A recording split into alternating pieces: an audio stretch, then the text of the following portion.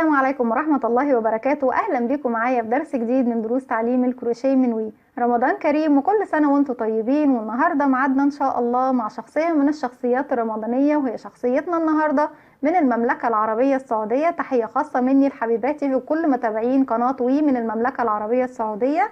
النهاردة شخصيتنا محبوبة للكبار وللصغار، وشخصية أنا بحبها جدا وكنت بتابعها باستمرار. شخصيتنا هي شخصية بابا فرحان. هحاول النهاردة ان انا اقدمها لكم بطريقة سهلة ومبسطة، وطبعا هعملها على قدي. وزي ما انتم شايفين شخصية بابا فرحان شخصية جميلة ومحبوبة جدا. اتمنى النهاردة يا رب ان الفيديو بتاعي ينول اعجابكم. يلا بينا نروح نشوف بابا فرحان هنعمله مع بعض ازاي.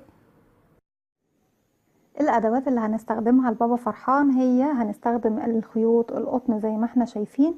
الالوان اللي هنستخدمها هنستخدم اللون السكري او الاوف وايت للون البشرة والايدين.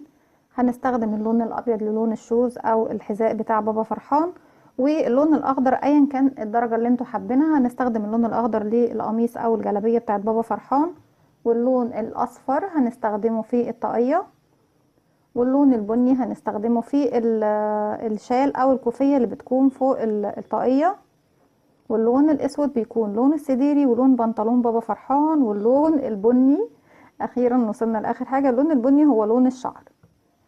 الابر المستخدمة والمقص بتاعنا، طبعا الابر المستخدمة هستخدم ابر رقم 1 مليمتر و1 و4 مليمتر، ايا كان اللي انتوا حابين تستخدموه فيهم هنشوف دلوقتي. والابرة اللي بنثبت بيها طبعا الاجزاء اللي محتاجة خياطة، والسلك ان احتاجناه. انا في بعض العرايس عملناها مع بعض ما حطيتش فيها السلك، بكار احنا ما حطيناش فيه سلك، والفايبر وده طبعا اخر حاجة معانا. هنبدأ نقول بسم الله الرحمن الرحيم، بس نستبعد كل الادوات بتاعتنا. هنبدأ بالراس او لون البشرة، وهستخدم الابرة رقم 1 و4 مليمتر. اول حاجة في العرايس احنا متعودين او معتادين نعمل ان احنا بنبدأها بدايرة سحرية. اول حاجة نعملها بسم الله الرحمن الرحيم هي اني بسيب مسافة من الخيط وبلف الخيط على صباعي بشكل حرف الاكس، وبلف صباعي الناحية التانية. بدخل بطرف الابرة بتاعتي تحت الحلقة الاولى وبسحب الحلقة التانية وبخرج بيها من تحت الحلقة الاولى. بشد الخيط واخرجه من ايديا، بس يكون طرفين الخيط داخلين من خلال الدايرة السحرية بتاعتي زي ما احنا شايفين بالشكل ده. هرفع الخيط المتصل بالشلة وهعمل سلسلة ارتفاع غرزة الحشو، وفي نفس الوقت بقفل الدايرة السحرية بتاعتي عشان لما اشتغل فيها ما تفكش مني. داخل الدايرة السحرية هنشغل 6 غرز حشو. 1 وخلاص احنا ارتفعنا السلسلة اللي احنا قفلنا بيها يعني بالتلقائي كده، مش هنرتفع حاجة تاني. 2 3 4 5 6. طرف الخيط القصير هنشده بالشكل دوت، نقفل الدايرة السحرية بتاعتنا. هقفل بس اجيب ماركر وارجع. احنا جبنا الماركر، وطبعا اللي ما عندوش ماركر يا جماعة مفيش مشكلة، نحط دبوس، نحط اي علامة نعلم بيها، نحط فتلة بلون مختلف نشتغل بيها، مش هيحصل اي حاجة. هنبدأ في الراوند التاني نعمل تزايد على كل الغرز. يعني انا معايا 6 غرز مفروض يكونوا 12، يعني بشغل فوق كل غرزة مرتين. دي اول غرزة اهي نشغلها، ادي 1، وهحط ايه العلامة بتاعتي عشان ابقى عارفة ان دي اول غرزة. وفي نفس المكان تاني هشغل مرة كمان، واللي بعدها هشغل فيها مرتين، ادي 1 2 كده، دي رقم 2. رقم 3 اللي جاية 1 2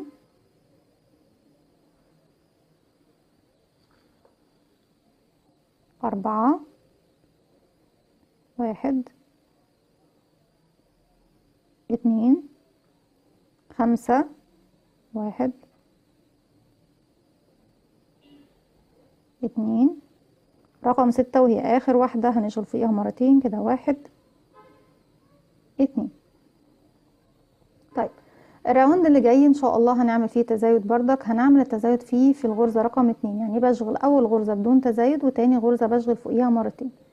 دي دلوقتي الماركر بتاعي هنا اهو، فوق اول غرزة مكانها دي هشغل فوقيها مرة وهشبك الماركر بتاعي، وزي ما اتفقنا زي ما احنا شفنا اي ماركر موجود عندك استخدمه.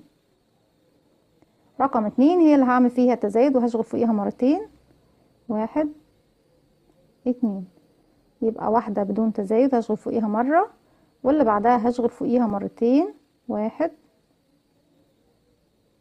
2. وفي نهاية السطر دوت هيكون معايا 18 غرزة حشو كده، 1 واللي بعدها مرتين، 1 2، اللي بعدها مرة هشغل فوقيها مرة، واللي بعدها هشغل فوقيها مرتين، 1 2، وبكرر حتى نهاية السطر. دي 1 واللي بعدها مرتين، ادي 1 2. بالشكل ده بيكون معايا 18 غرزة حشو. اخر فراغ دوت انا مش بشتغل فيه لان دي مش غرزة عندي، دي المسافة ما بين كل سطر والتاني. الراوند اللي جاي لسه بردك هنعمل تزايد. تزايد هيكون في الغرزة رقم 3، دي اول غرزة عندي في السطر هنشتغلها، ادي 1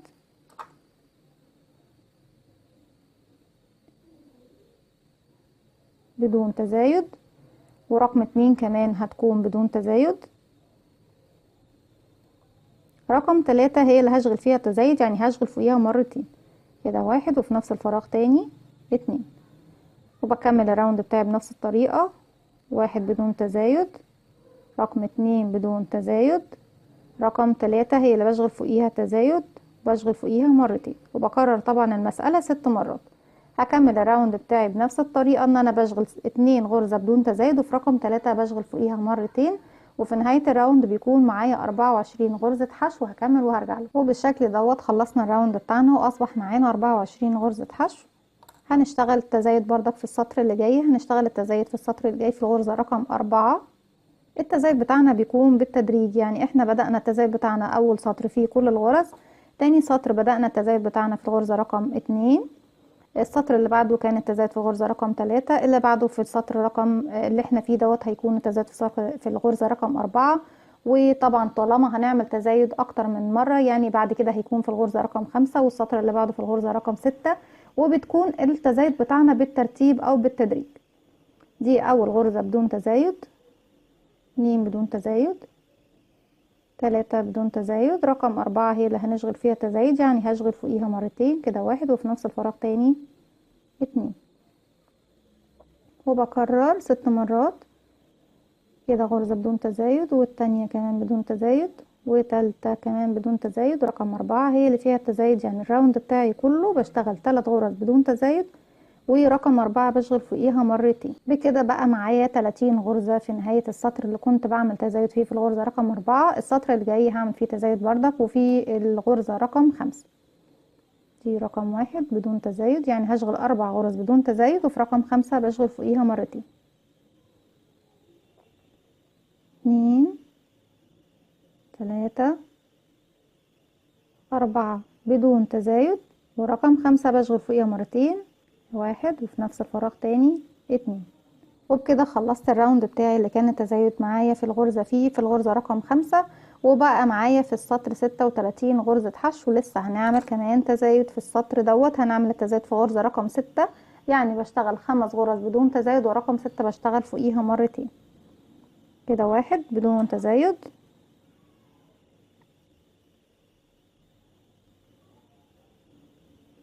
2 3 4 5 بدون تزايد، و6 هشغل فوقيها مرتين في نفس الفراغ كده، 1 2. وبكده اكون خلصت الراوند بتاعي اللي التزايد بتاعي كان في الغرزة رقم 6، واصبح معايا 42 غرزة حشو. لسه هنعمل تزايد تاني. التزايد بتاعي في السطر دوت هيكون في الغرزة رقم 7، يعني بشغل 6 غرز بدون تزايد، وفي رقم 7 بشغل مرتين، يعني بعمل التزايد فيها، وبكرر المسألة دي 6 مرات.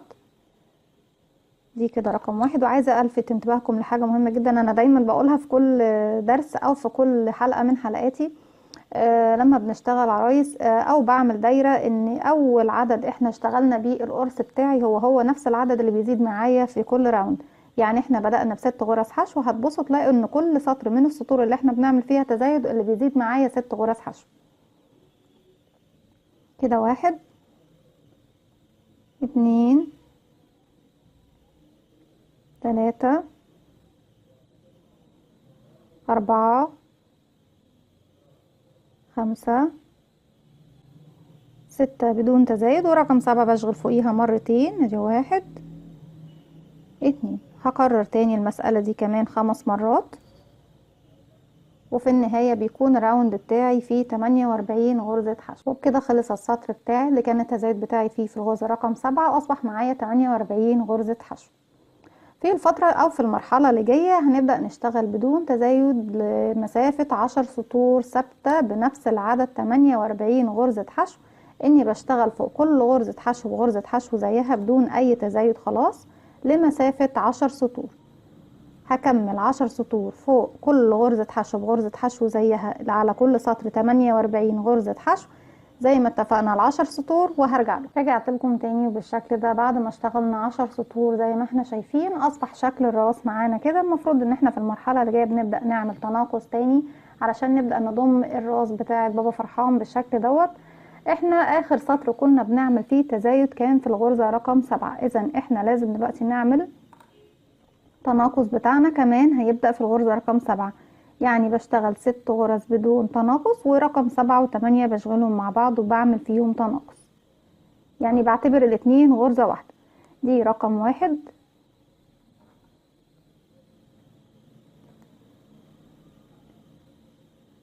2 3 4 5 6 و7 و8 هنشغلهم مع بعض على اساس ان هما غرزة واحدة. بدخل في الضلع الامامي لاول غرزة اللي هو الفرونت لوب، والضلع الامامي للغرزة التانية، وبلف الخيط وبخرج من الحلقتين. اتبقى معايا حلقتين الف الخيط واخرج منهم.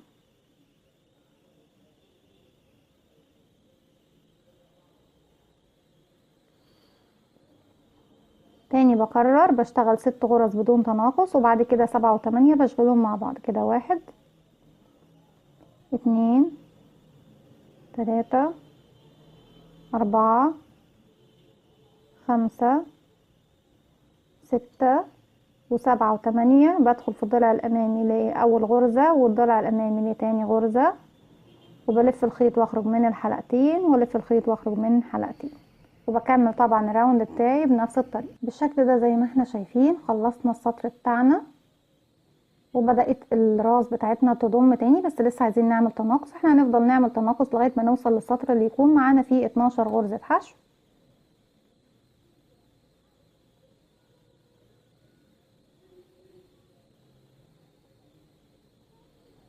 دي كده رقم 1. السطر دوت هنعمل تناقص في الغرزة رقم 6 و7 مع بعض، يعني بشغل 5 غرز بدون تناقص، ورقم 6 و7 بشغلهم مع بعض. كده اشتغلنا 1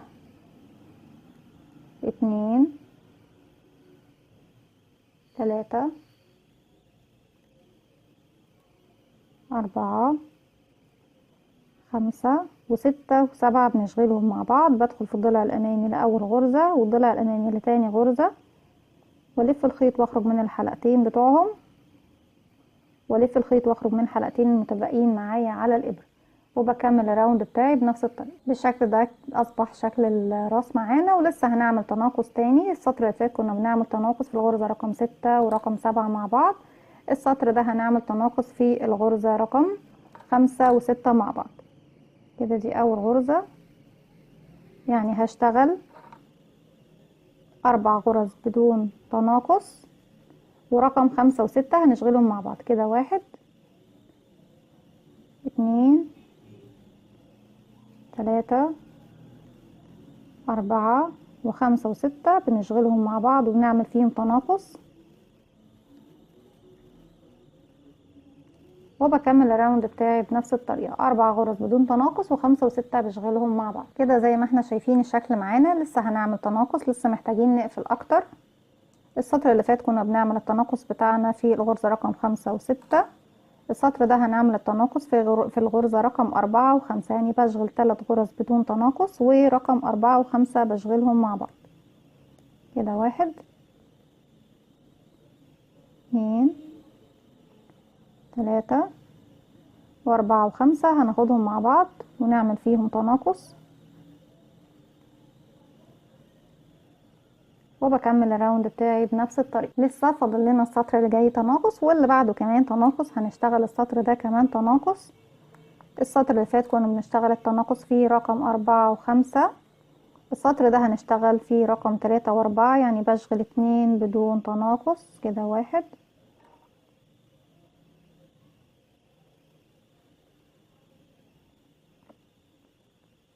2 و3 و4 بنشغلهم مع بعض وبنعمل فيهم التناقص بتاعنا، وبنكرر المسألة دي 6 مرات. احنا طبعا عملنا منهم مرة، يبقى اتبقى لنا 5 مرات. هكمل وهرجع لكم. زي ما احنا شايفين شكل الراس معانا، والسطر اللي جاي دوت هو اخر سطر هنعمل فيه تناقص. التناقص بتاعنا هيكون في الغرزة رقم 2، يعني انا بشغل غرزة بدون تناقص وباخد 2 و3 مع بعض. دي كده اول واحدة هنشغلها بدون تناقص،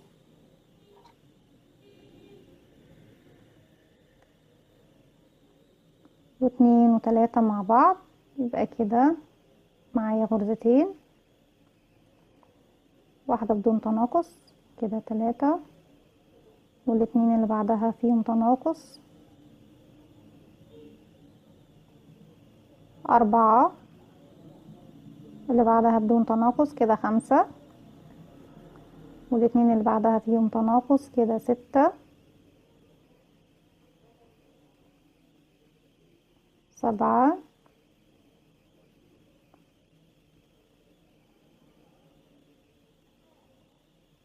8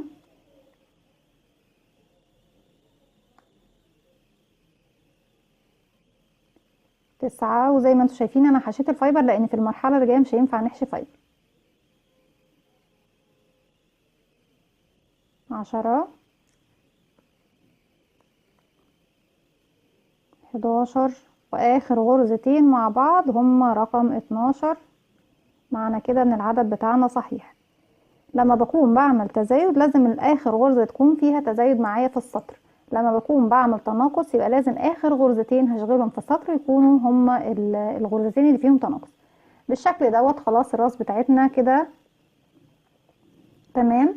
انا هرتفع سطرين بدون اي تناقص ولا تزايد بنفس العدد 12 غرزة حشو، يعني هشغل فوق كل غرزة مرة واحدة بس لمسافة سطرين. هكمل وهرجع لكم.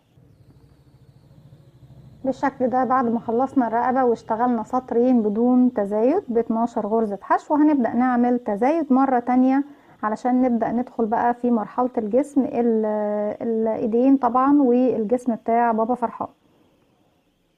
اخر تناقص كنت بعمله كان في الغرزة رقم 2، معنى كده ان انا التزايد بتاعي هيبدأ في الغرزة رقم 2، يعني هشغل غرزة بدون تزايد ورقم 2 هشغل فيها مرتين.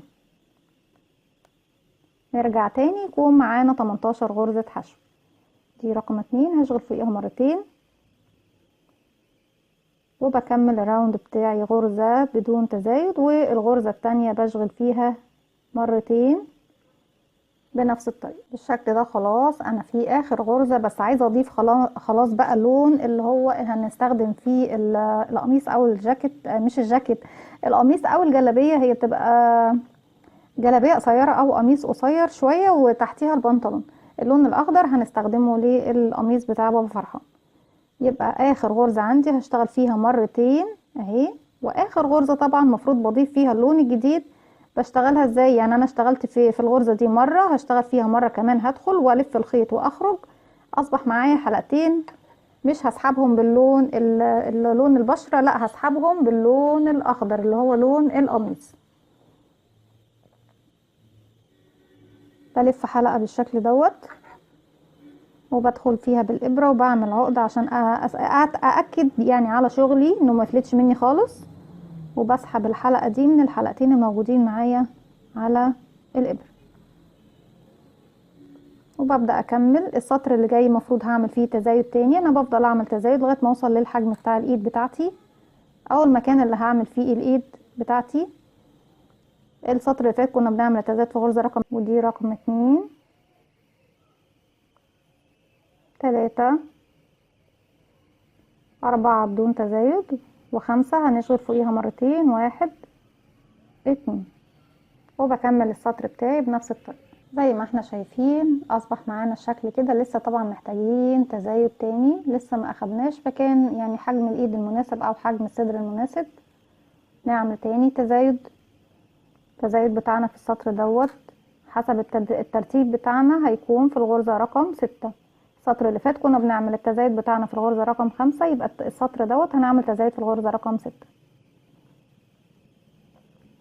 دي 1 بدون تزايد، 2 بدون تزايد، 3 4 5. في رقم 6 بشغل فوقيها مرتين، 1 2. زي ما احنا شايفين لسه محتاجين تاني نعمل تزايد.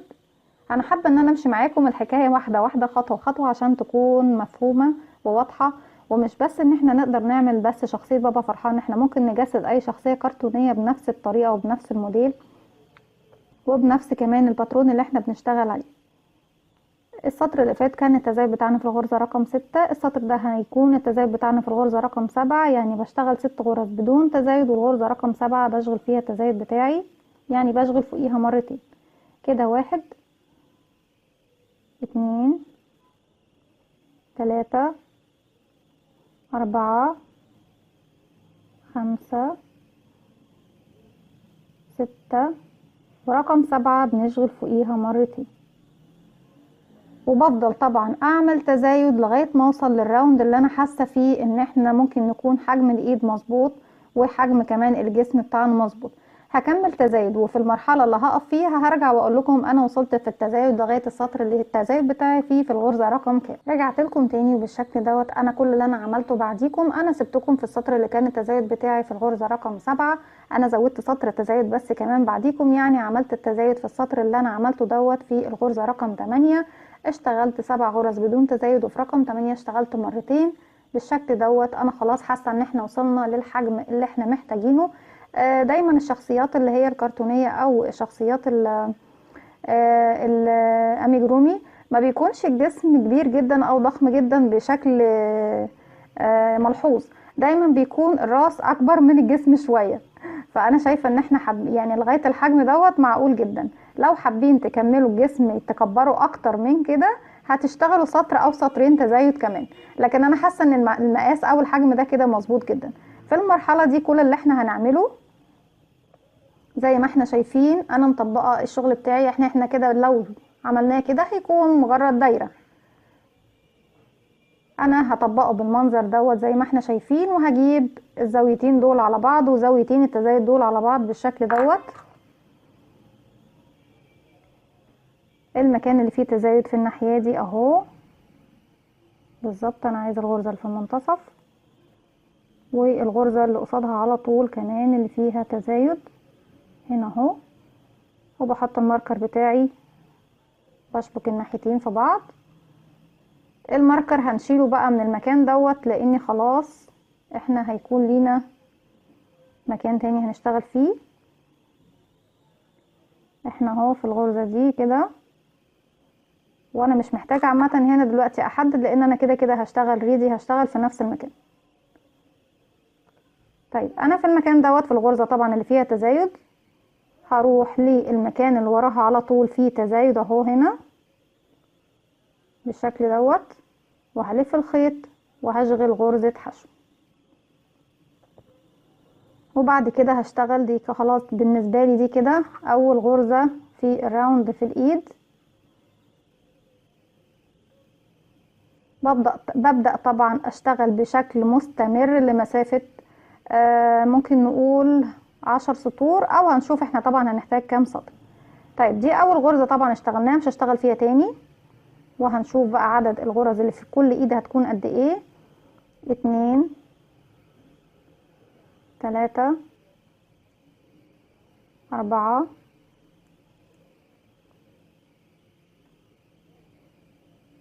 5 6 7 8 9 10. اذا كل ايد هتكون معايا 10 غرز بالشكل ده زي ما احنا شايفين اهي. الايد بتاعتنا طبعا هنفضل نشتغل مستمر لغايه ما اوصل لطول الايد اللي انا حباه. احنا كده اشتغلنا سطر، هشتغل كمان 8 او 9 سطور، ولما ارجع طبعا هقول لكم انا اشتغلت قد ايه، وفي نفس الوقت برضك هوصل خيط في المنطقه الجديده دي. بس طبعا لما اخلص الايد دي هرجع لكم عشان نوصل خيط مع بعض ونشوف هنعمل ايه. رجعت لكم تاني وزي ما احنا شايفين انا ارتفعت 7 سطور، يعني اشتغلت بعد ما سبتكم كمان 6 سطور زي ما احنا شايفين.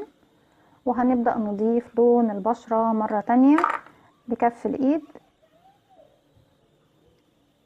دايما بنضيف لون اللون الجديد في اخر غرزة من الراوند بتاعي. يبقى كده هرجع لاخر غرزة تاني، هرجع لاخر حلقتين فيها وهضيف اللون بتاعي.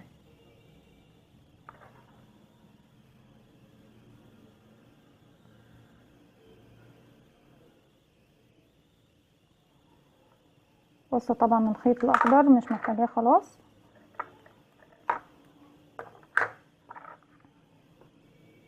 وهشتغل 3 سطور باللون اللي هو لون البشرة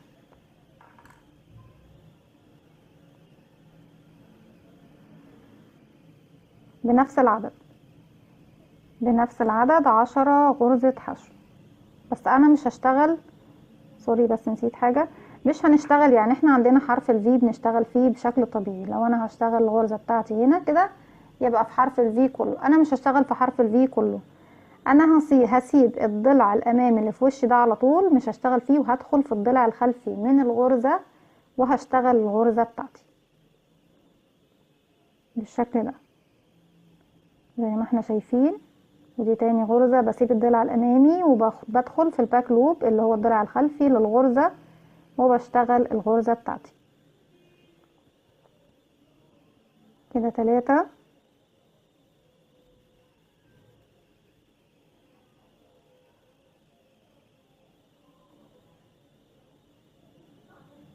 4. وانا باخد كمان معايا طرفين الخيط اللي مش بشتغل فيهم في ظهر الشغل بتاعي.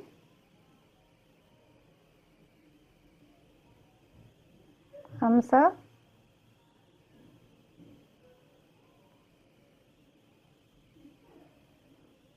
6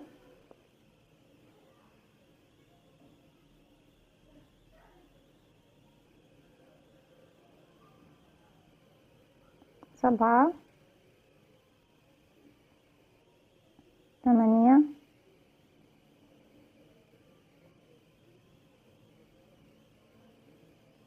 9 10. والسطرين اللي جايين هنشتغلهم بشكل طبيعي جدا في حرف الفي. انا كل اللي كان بس المقصود ان هي تبان زي ما احنا شايفين الضلع الامامي اللي احنا ما اشتغلناش فيه باين كأنه هو الجاكيت بتاع او القميص بتاع بابا فرحان مغطي على لون البشرة اللي هو الخاص بالايد. ببدأ اشتغل بقى كمان سطرين بدون اي زايد ولا تناقص وفي حرف الفي بشكل طبيعي.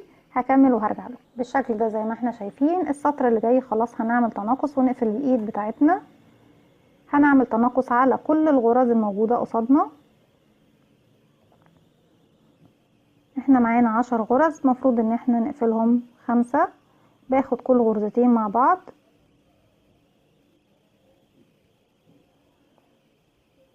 واحد. طبعا لو حابين تحطوا سلك بنحطه في المرحلة دي قبل ما اقفل الايد، لكن انا مش شايفة ان هو هيحتاج سلك، بس كل اللي احنا هنحط فيه سلك المنطقة بتاعة الرقبة عشان نثبتها كويس كده. 1 2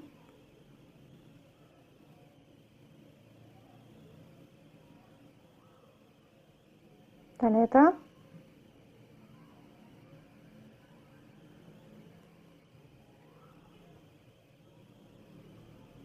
4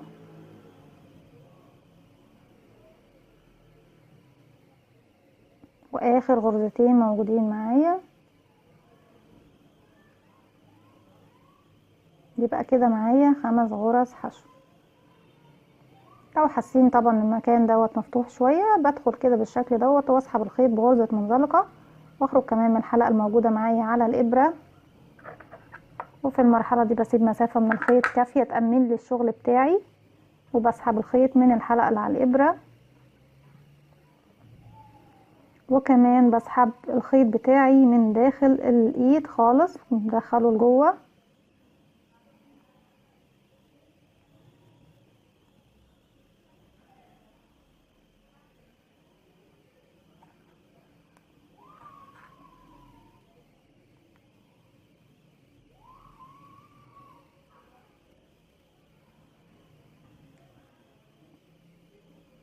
بالشكل ده، وبحشي الايد بتاعي من هنا بالفايبر من المنطقة دي زي ما احنا حابين. وممكن لو حابين بردك تحطوا السلك بردك من المنطقة دي، مفيش مشكلة ان احنا بنعمل سلكة بحجم الايدين مع بعض.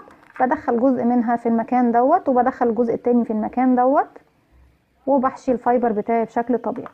انا في المرحلة دي خلاص خلصت الايد الاولى. المفروض بقى ان انا بشبك خيط في الايد التانية. ده كده المكان اللي احنا محددينه هنا وهنا. بجيب تاني الخيط الاخضر بتاعي، بسيب مسافة من الخيط والف حلقة على الهوا، وهقفلها عقدة كمان عشان أأكد على شغلي تمام. وبسحب الخيط بتاعي من الجهتين، وبرتفع سلسلة، وفي نفس المكان هشغل غرزة حشو علشان يكون العدد بتاعي مظبوط كده. 1 2 3 4 5 6 7 8 9 10. وبالشكل دوت بكمل الايد بتاعتي بنفس الطريقة اللي عملت بيها الايد التانية. هكمل وهرجع لكم نشبك خيط طبعا ونشتغل، او مش هرجع لكم دلوقتي، يعني انا دلوقتي هخلص الايد زي ما خلصت الايد دي بالظبط وهحشي فايبر، وبعد كده هشبك خيط في المنطقة دي من الجسم. بس هرجع لكم نشبك الخيط مع بعض في الجسم. رجعت لكم تاني وخلصت الايد التانية، وزي ما احنا شايفين حشيتها وحطيت بس مجرد قطعة من السلك. يعني انا عملت قطعة من السلك في الحدود المقاس ده كده، ودخلتها في مكان الرقبة، جزء منها في الراس وجزء منها بارز عندي هنا بره، بحيث ان احنا طبعا لما نيجي نمسك العروسة بتاعتنا تكون الرقبة ثابتة ما بتتهزش وما بتروحش وتيجي معانا في اي مكان. في المرحلة دي خلاص انا هبدأ اعمل المكان اللي هو بقية الجسم بتاعي. هلف حلقة على الهواء، بسيب مسافة من الخيط والف حلقة على الهواء بالشكل دوت، وباجي من المنطقة دي. طبعا الغرزة اللي احنا اشتغلنا فيها في الايد مش هشتغل فيها تاني، بدخل في الغرزة اللي بعدها، ومن الطرف التاني بردك بدخل في الغرزة اللي بعدها. بس نشوفها فين عشان انا ورا الكاميرا اهي. بدخل وبلف، طبعا بنعمل عقدة زي ما اتفقنا قبل كده نثبت الشغل بتاعنا، وبسحبها من جوه بالشكل ده، وهسحبها كمان من الناحية التانية، وهقفل سلسلة، وهروح للغرز اللي بعدها على طول اشتغل فيها ونعد مع بعض. بسم الله. ادي 1 2 3 4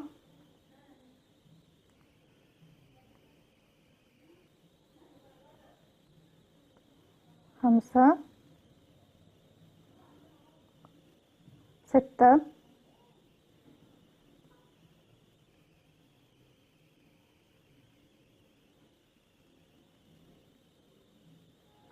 7 8 9 10 11 12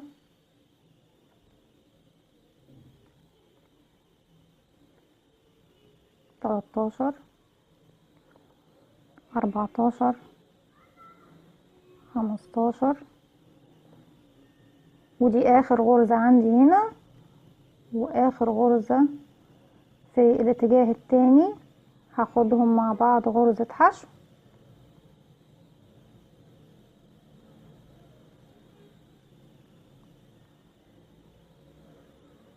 وبكمل الاتجاه التاني كده 16. احنا نعد تاني عشان انا نسيت العدد. كده بسم الله الرحمن الرحيم: 1 2 3 4 5 6 7 8 9 10 11 12 13 14 15 16. لا ما نسيناش حاجة. ونكمل الاتجاه التاني، احنا شبكنا في دي مش هدخل فيها تاني.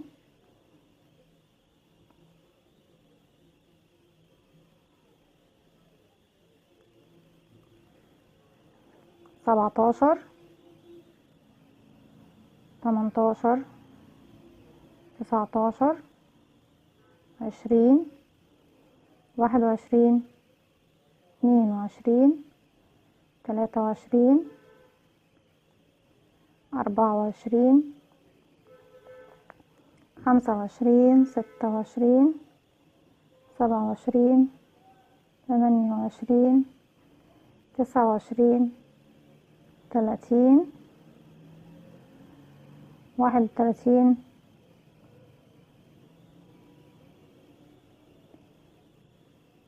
32. ودي الغرزة اللي شبكنا فيها.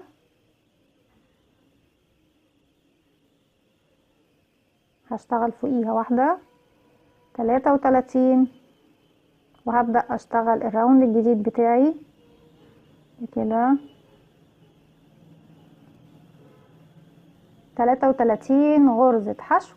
طبعا بكمل بيهم لمسافة 10 سطور بنفس العدد، 33 غرزة حشو زي ما احنا شايفين كده. هنلف بنفس الطريقة على الغرز بتاعتنا، مش هنزود اي حاجة ومش هننقص اي حاجة، لمسافة 10 سطور. هكمل وهرجع لكم. رجعت لكم تاني، وزي ما احنا شايفين انا بعد ما ارتفعت ال10 سطور بدون اي تزايد واي تناقص بنفس العدد اللي كان معانا، في النهاية بعد ما خلصت ال10 سطور زي ما احنا شايفين انا لسه زي ما انا مكاني اهو، ما خرجتش لسه وما قصتش الخيط، ومش هقصه دلوقتي لما اشبك الاول الرجلين. هنبدأ دلوقتي نشبك مكان الرجلين. ما حددتش عدد معين، لكن انا جيت بالظبط بالنص كده بالنظر، وحطيت ماركر في الاتنين دول من الناحية دي والاتنين دول من الناحية دي، بحيث ان كل اتنين شبكتهم مع بعض قصاد بعض هيقفلوا لي الرجل من الناحية دي، والاتنين دول هيقفلوا لي رجل من الناحية دي. انا بس هشتغل باللون الاسود بس كمان الراوند دوت بس، لان اللي احنا هنشبك فيه الرجلين بتاعتنا. انا هشتغل بشكل طبيعي على الغرز بتاعتي لحد بس ما اشبك الراوند الجديد ونقفل مكان الرجلين. وطبعا حشينا بالفايبر، لان احنا لما هنيجي نعمل الرجلين هتبقى صعب علينا جدا ان احنا نحشي الفايبر بعد ما نقفل مكان الرجلين. انا ما حددتش عدد، عشان كده انا ما بعدش معاكم.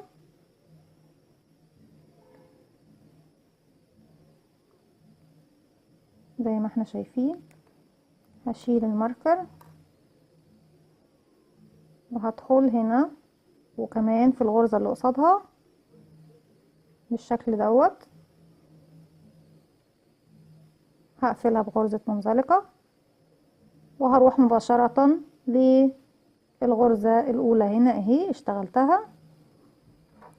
وبعد كده هحط الماركر بتاعي وهبدأ اعد. انا دلوقتي عندي دي كده رقم 1 2 3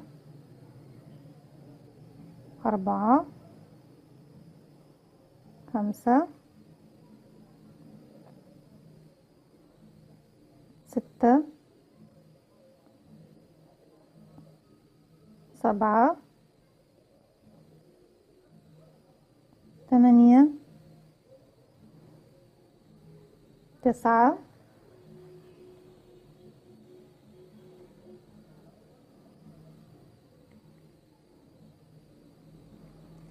10 11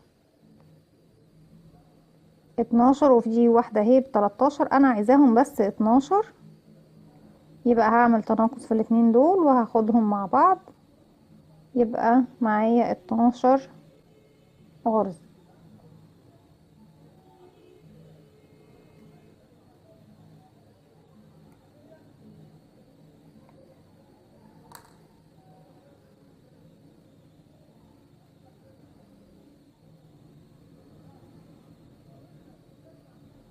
وفي اول غرزة هنعملها في مفروض في الراوند الجديد هبدأ اغير اللون الاسود بتاعي علشان نبدأ نعمل البنطلون.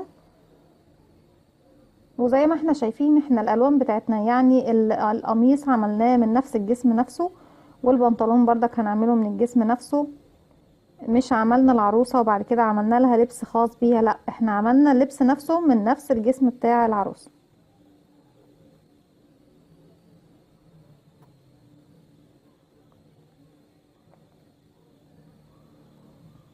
كده 2 وبكمل. وطبعا الماركر بتاعي انا بحطه في الغرزة اللي فاتت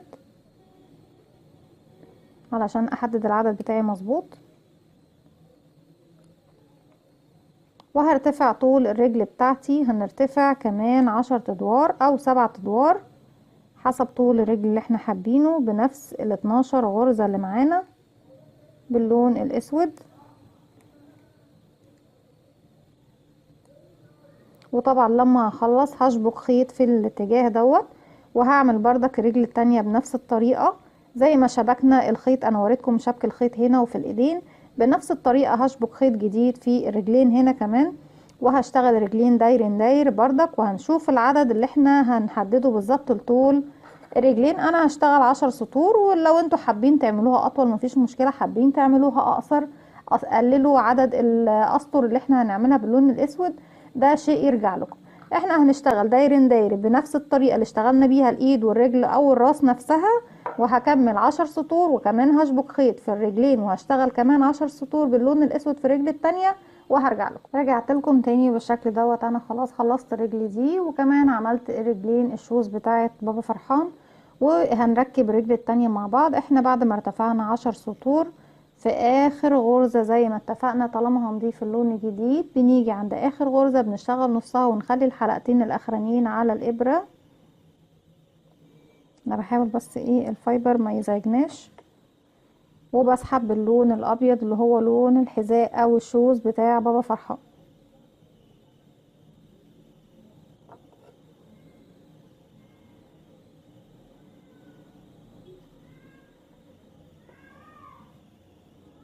وبسحب الحلقة بتاعتي من الحلقتين اللي على الابرة،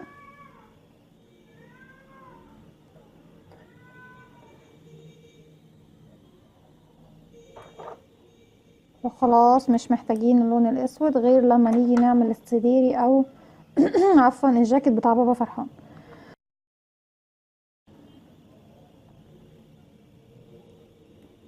في المرحلة دي اشيل الماركر بتاعي وهبدأ اعمل تزايد في الرجلين. هنشتغل زي ما عملنا في الايد بالظبط في الجزئية بتاعة الكف، هشتغل في الفرونت الباك لوب في الضلع الخلفي للغرزة. هشتغل اول واحدة بدون تزايد، هشغل فوقيها غرزة واحدة بس، ورقم 2 هشغل فوقيها تزايد يعني هشغل فوقيها مرتين، وبنشتغل في الضلع الخلفي للغرزة. ادي 1 2، ونكرر طول الراوند بتاعنا غرزة بدون تزايد، والغرزة اللي بعدها بشغل فوقيها مرتين، وبنشتغل في الضلع الخلفي دايما في السطر كله للغرزة.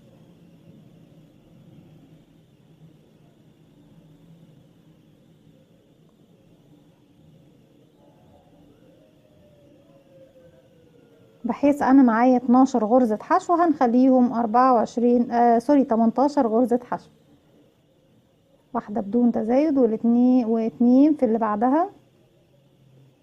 ده 1 2،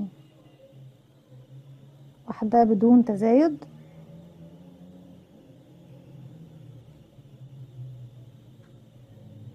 واللي اللي بعدها انا بشغل فيها 2، وزي ما اتفقنا الراوند كله او السطر بتاعي كله بشغله في الضلع الخلفي من الغرزة، يعني بسيب الضلع الامامي اللي في وشي على طول وبروح للضلع الخلفي اللي بعيد عن وشي.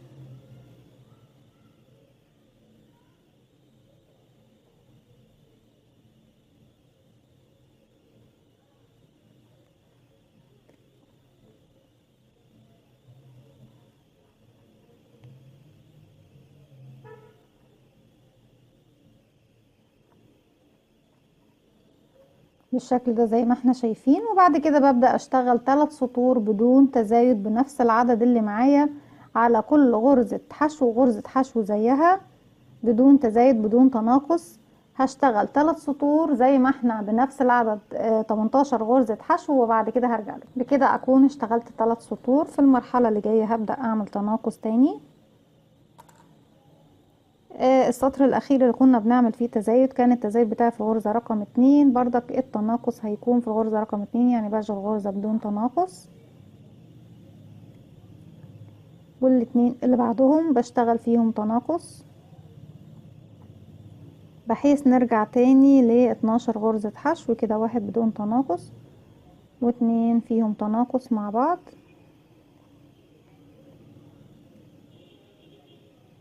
واحدة بدون تناقص و2 تناقص،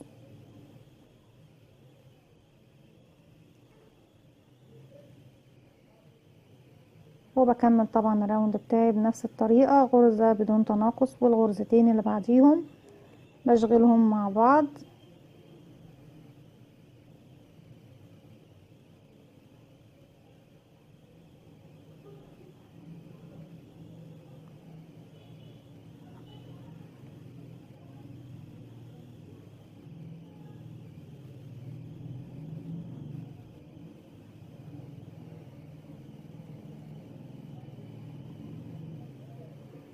ودول اخر غرزتين معايا، والسطر اللي جاي كمان هعمل فيه تناقص، بس قبل ما اعمل تناقص مفروض بقى نحشي الجزئية الباقية من الفايبر.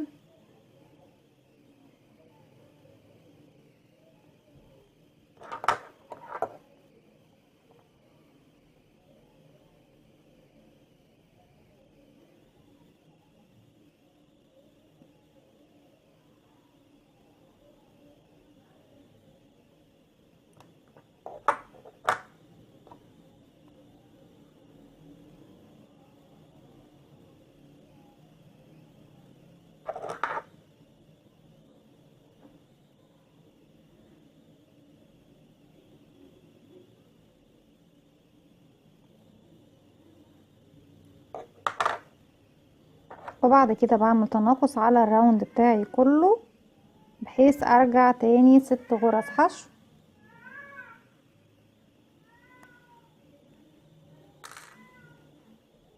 وباخد كل 2 مع بعض يبقى كده 1،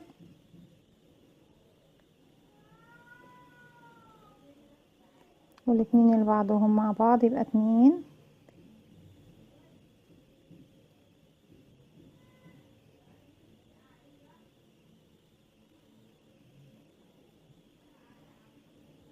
والاتنين اللي بعدهم يبقوا 3،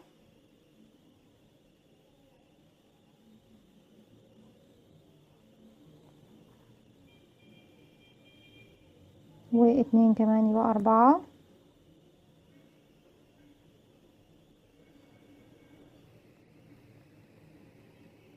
واتنين يبقى 5، والاتنين اللي جايين وهم اخر 2 معانا يبقوا معايا 6 غرز حشو.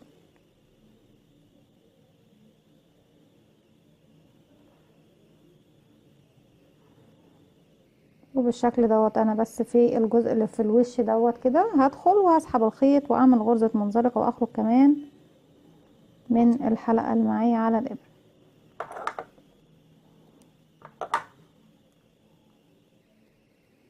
بعد ما نقص الخيط بسحب الخيط بتاعي من الحلقة اللي على الابرة بالشكل دوت، وبعد كده بسحبها الفتلة الخارجية دي داخل الشغل بتاعي عشان يكون الشكل مظبوط وتكون كمان متأمنة.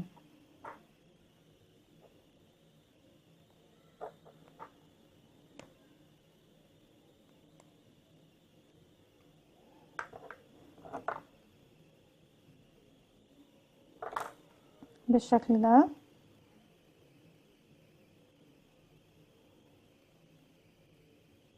بالشكل ده احنا خلاص خلصنا الجسم. احنا مش محتاجين الاسود دلوقتي، هنعمل بيه سديري بعدين، بس هنرجع للون الاخضر تاني نكمل القميص بتاع بابا فرحان.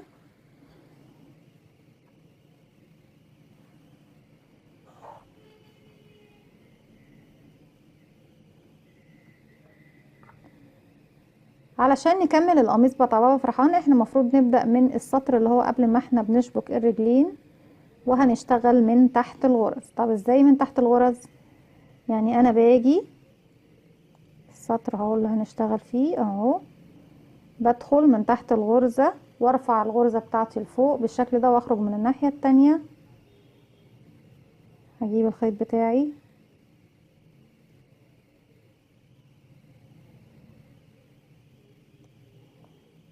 هو الراوند ده صعب شوية، بس بصراحة بيخلينا نشتغل بقية القميص بشكل مريح. وبدخل بشد الخيط بتاعي بالشكل دوت، وبعمل سلسلة ارتفاع غرزة الحشو، وببدأ اشتغل على الراوند كله بتاعي بنفس الطريقة. اني انا بدخل في الغرزة طبعا اللي بعدها اهي، هدخل في الفراغ اللي تحت وهرفع الغرزة بتاعتي لفوق واخرج. انا بس عايزة اظبط الزاوية بتاعتي.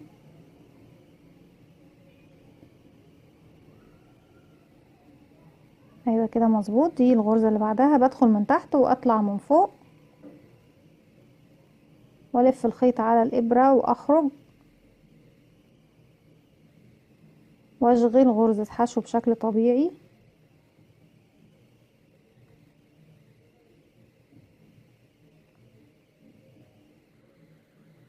والغرزة اللي بعدها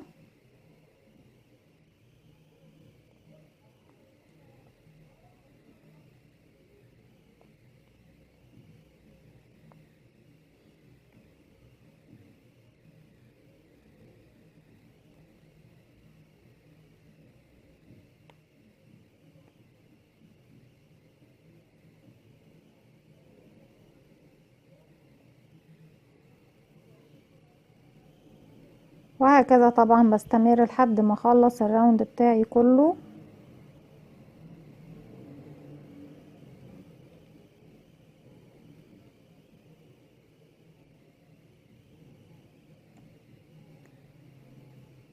واسس سطر جديد ابدأ اشتغل عليه بقية السطور الخاصة بالقميص.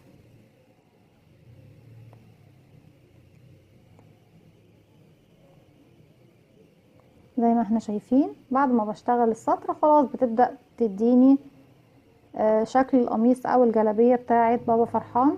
هكمل طبعا اللفة كلها لغاية ما اوصل للمكان اللي انا بدأت منه، هكمل وبعد كده هرتفع كمان 3 سطور. بس هكمل السطر دوت وارجع لكم عشان نشوف هنرتفع ازاي ونكمل مع بعض بالشكل ده. زي ما احنا شايفين خلاص لفينا السطر كله بنفس الطريقة. في المرحلة دي انا خلاص خلصت الراوند بتاعي. هقفل بغرزة منزلقة في اول غرزة احنا اشتغلناها،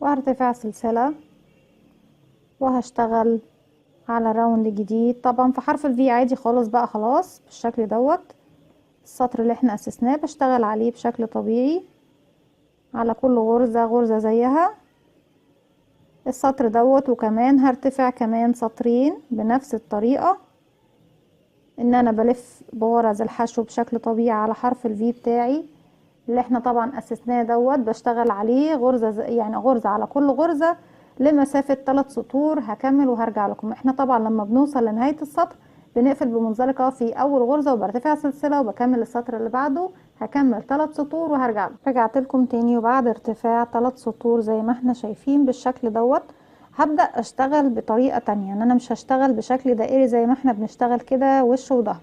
المفروض ان القميص بتاع بابا فرحان بيكون مفتوح من المنطقة دي شوية، يعني بيبقى نازل جاي بالشكل دوت ومدور كده بالشكل ده، وبرضك الناحية التانية بتكون بنفس الطريقة. اذا احنا لازم نشتغل الجزئية اللي في الوش دي لوحدها والجزئية اللي في الظهر لوحدها. طيب احنا دلوقتي في المنطقة دي احنا عايزين نحدد بس مكان نشتغل فيه. انا عايزة اوصل للمنتصف هنا،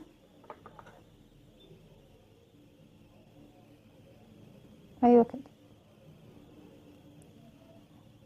كالعادة طبعا هرتفع سلسلة وهشتغل على كل الغرز اللي هتقابلني بشكل طبيعي، غرزة حشو فوق كل غرزة حشو طبعا حتى نصل الى الماركر بتاعنا او العلامة بتاعتنا.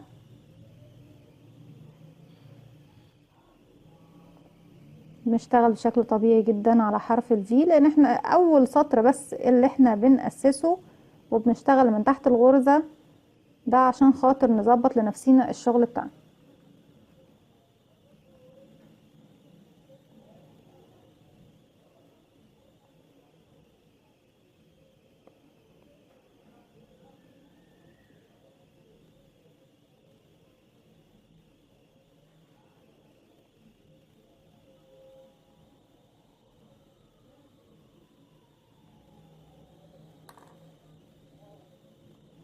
دي اللي احنا كنا حاطين فيها الماركر هنشتغلها ومش هكمل بقى المرة، يعني هنخلص الوش الاول وبعد كده نرجع للظهر تاني.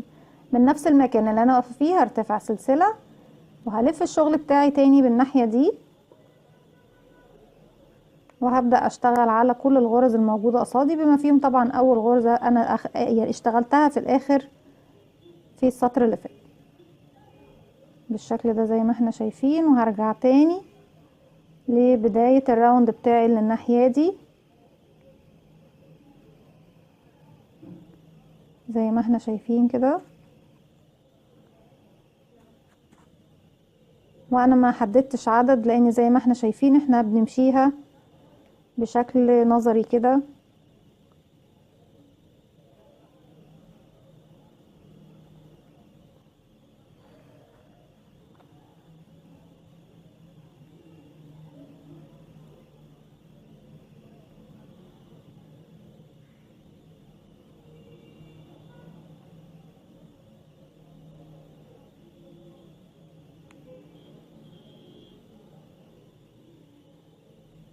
انا كده ده تاني سطر بشتغله بنفس الطريقة دي اللي جاية دي اخر غرزة اهي، بس كيرفها مايل شوية ناخد بالنا منها. هرتفع انا كده ارتفعت سطرين، هرتفع كمان سطرين وهرجع لكم بنفس الطريقة. يعني هرتفع سلسلة وهلف الشغل بتاعي تاني وهمشي كده على الغرز بتاعتي كلها لغاية ما اوصل لهنا، وفي اخر غرزة برتفع بعديها سلسلة وبكمل السطر اللي بعده. هكمل سطرين بنفس الطريقة وهرجع له بالشكل ده. بعد ما ارتفعت سطرين هلف الشغل بتاعي، مش هرتفع سلسلة في السطر ده، هلف الشغل بتاعي مباشرة وهسيب اول غرزة المفروض ان انا كنت بشتغل فيها مش هشتغل فيها واروح لرقم 2 على طول وهشتغل فيها. يعني هسيب غرزة من اليمين وغرزة من الشمال. انا عايزة اعمل تناقص في غرزة من على اليمين من هنا وغرزة في الشمال هنا. اخر غرزة هنا بردك مش هشتغل.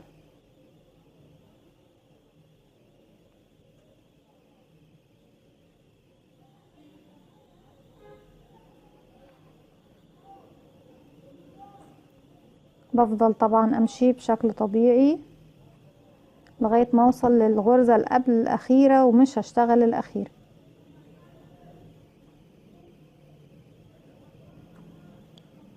هشتغل دي ودي مش هشتغل، وبرضك مش هرتفع سلسلة وهلف الشغل بتاعي، هسيب اول غرزة مش هشتغل فيها وهروح للتانية على طول اشتغل فيها. وبنفس الطريقة برضك هي بكمل الراوند بتاعي زي ما احنا شايفين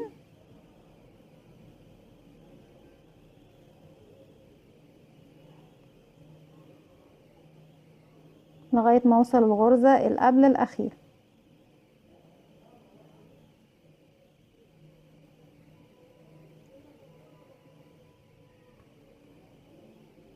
دي الغرزة اللي قبل الاخيرة اهي زي ما احنا شايفين شكل القميص بتاعي.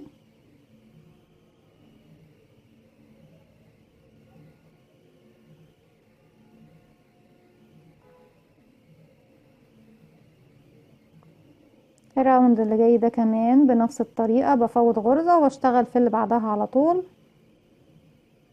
هو اخر راوند هعمل فيه تناقص.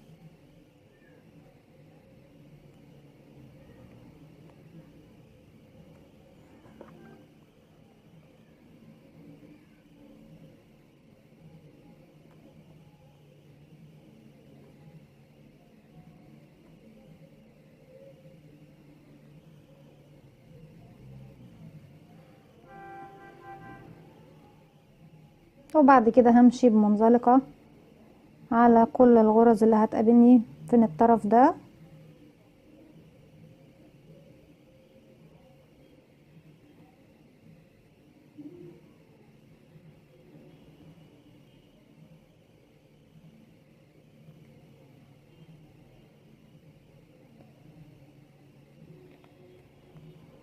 لغاية ما اوصل لبداية الراوند التاني، الطرف التاني قصدي، زي ما احنا شايفين اهو. وطبعا لما بوصل الناحية دي برضك بمشي بمنزلقة زي ما احنا شايفين اهو. في الجنب باين اكتر القميص بتاع بابا فرحان من الناحية دي اهو، بيكون جاي بميل كده شوية زي ما احنا شايفين. وفي المرحلة دي خلاص انا بقى في المكان دوت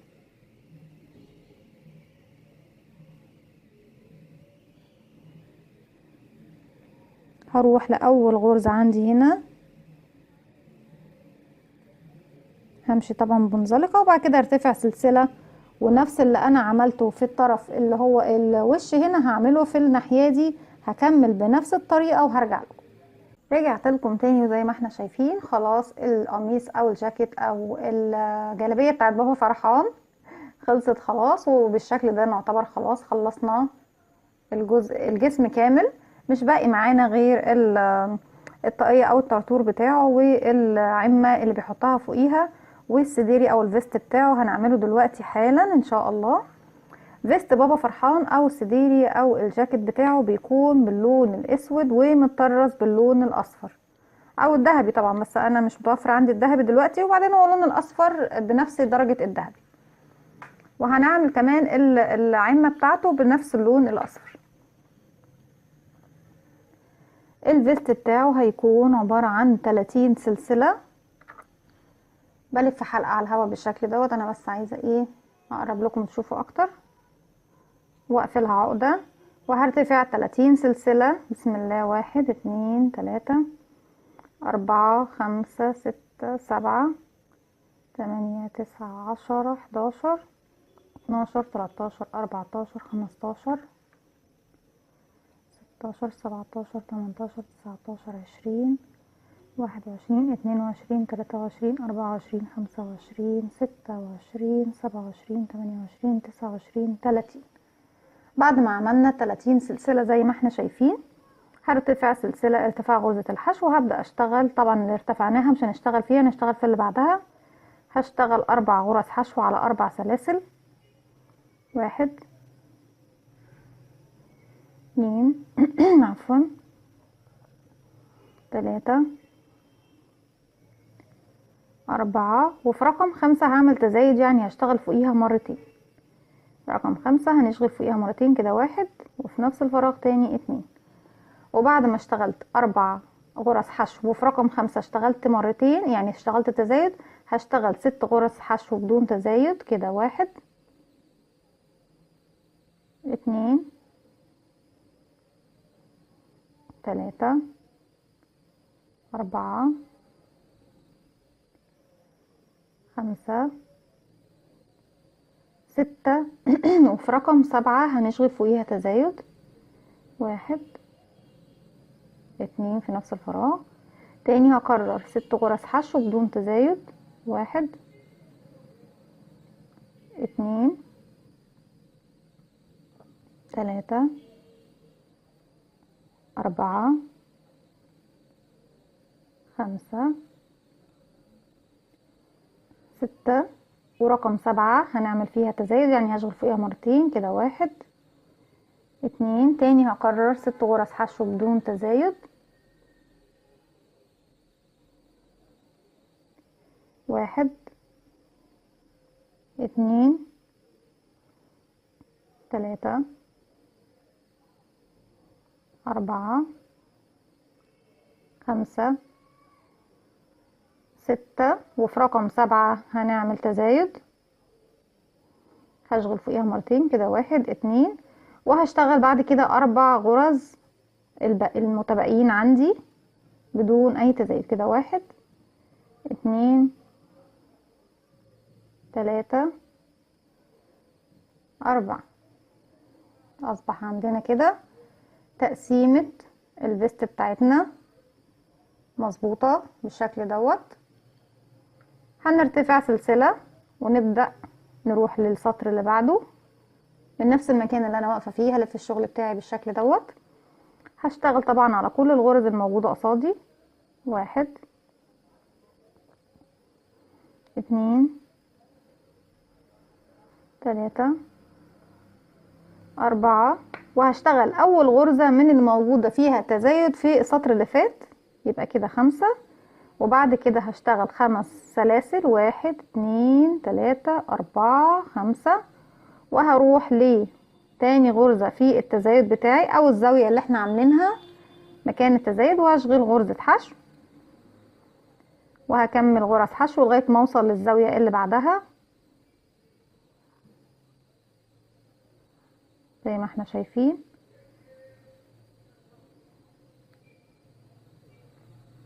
ودي اسهل طريقة ممكن نعمل بيها فيست او جاكيت لعروسة او دمية. مكان التزايد بتاعي اهو في النص، هشغل اول غرزة وهعمل 5 سلاسل، 1 2 3 4 5. وهروح لمكان التزايد اللي في الناحية التانية او في الزاوية التانية،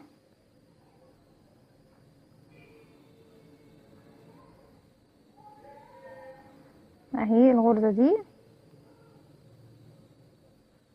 عشان بس اللون اسود وانا بعيد عن الكاميرا مش شايفة كويس اهي، اتأكد بس. ايوه هي دي مظبوط صح.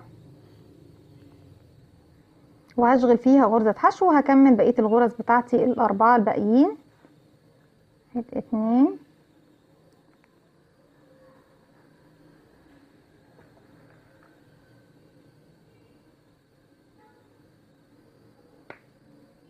وكمان الزاوية اللي في الكيرف دي بالشكل دوت. خلاص احنا بدأنا نجهز الجاكيت بتاعنا ونشوف المقاس.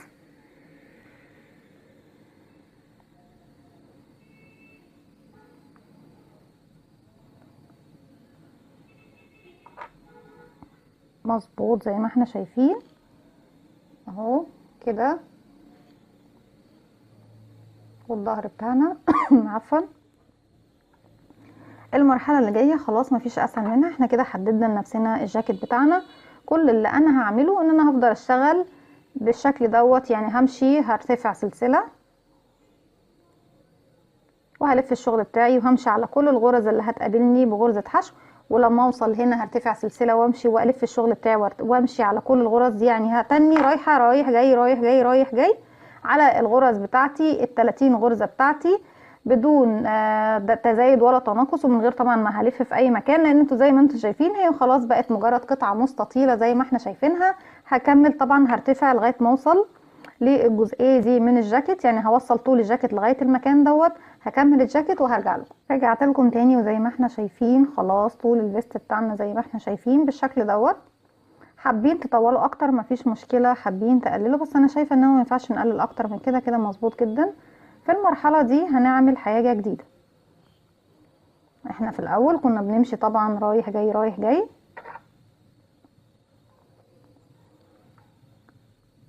من نفس المكان اللي انا واقفه فيه. طبعا انا مش همشي خلاص بالعرض كده، نفس المكان اللي انا فيه هرتفع سلسلة وهمشي على الجنب بتاع الفيست بتاعي بغرز الحشو بالشكل دوت،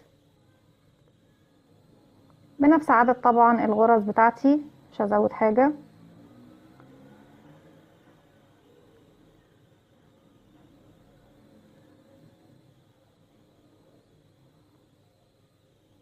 احنا ما زلنا ماشيين بنفس غرز الحشو بتاعتنا. دي اخر غرزة عندي، هرتفع سلسلتين ارتفاع غرزة النص عمود وهشتغل تاني في نفس الفراغ اللي انا سبته اخر واحد دوت غرزة نص عمود، وهكمل على كل الغرز اللي هتقابلني من فوق بالشكل دوت غرز نص عمود.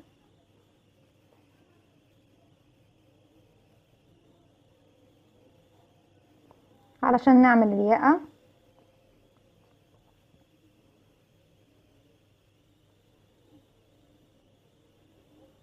بكل الغرز اللي هتصادفني هنمشي عليها كل دي بغرزة النص عمود، ولما اوصل للمنطقة دي هشتغل بغرزة الحشو تاني. هكمل وهرجع لكم علشان نعمل الاطار باللون الاصفر مع بعض. رجعت لكم تاني بالشكل ده زي ما احنا شايفين. خلاص خلصنا الجزئية الاخيرة معانا. خلاص هنقص الخيط الاسود مش محتاجينه تاني، خلاص ممكن بس نستخدمه في تطريز العين بالشكل دوت. وبعد كده هنجيب اللون الاصفر نبدأ نضيف الاطار الاخير لتطريز الفيست او الجاكيت. احنا ممكن نعمله بطريقتين، اما ان احنا نطرز الطرف الاخير بغرزة المنزلقة او بغرزة الحشو، ده طبعا يرجع لكم. هندخل من تحت اول غرزة عندي، هسحب الخيط بتاعي وهجيب طبعا طرفين الخيط بالشكل ده. لو هنشتغل بغرزة الحشو هرتفع سلسلة وهشتغل على كل الغرز الموجودة عندي بغرزة الحشو بالشكل دوت. او لو مش هشتغل بغرزة الحشو من نفس المكان اللي انا فيه بدخل طبعا واشغل في كل فراغ غرزة منزلقة بالشكل دوت كده. بدخل والف الخيط واخرج كمان من الحلقة الموجودة عندي على الابرة بالشكل دوت.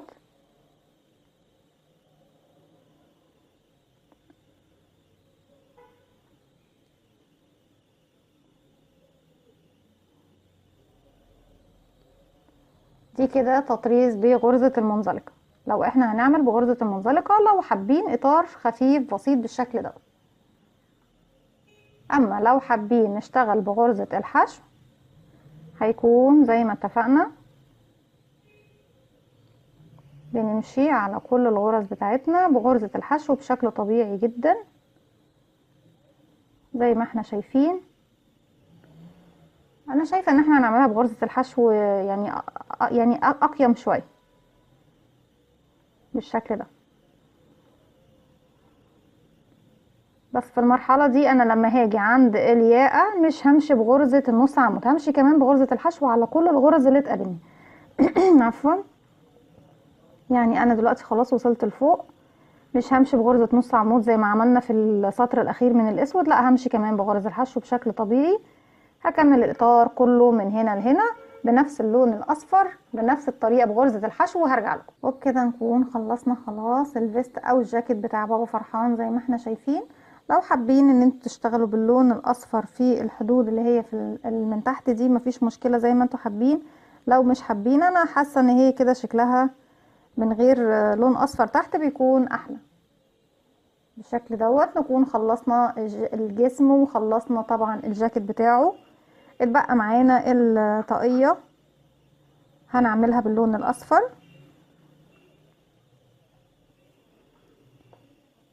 الطاقية هتكون عبارة عن دايرة سحرية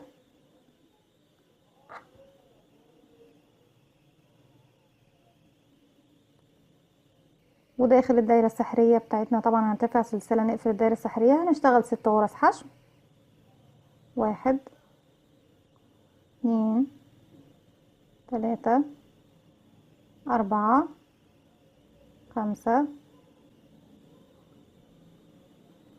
6 وبنقفل الدايرة السحرية بتاعتنا.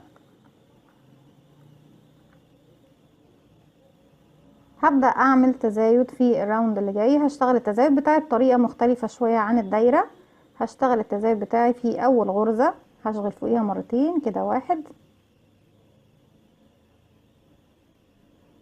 2 ونحط الماركر بتاعنا في اول واحدة.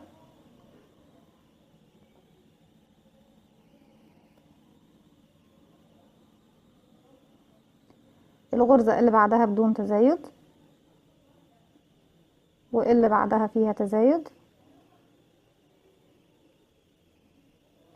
اللي بعدها بدون تزايد، وبعد كده تزايد، اللي بعدها بدون تزايد، والراوند اللي جاي هيكون بدون تزايد كله. هيكون عندي سطر فيه تزايد وسطر ما فيهوش تزايد. دي اول غرزة عندي، هشغله طبعا السطر كله بدون تزايد بنفس العدد اللي موجود معايا فوق كل غرزة حشو بغرزة حشو زيها. السطر اللي جاي هعمل تزايد بعد ما خلصت السطر اللي فات بدون تزايد. التزايد بتاعي هيكون في الغرزة رقم 2، يعني هشغل اول واحدة بدون تزايد،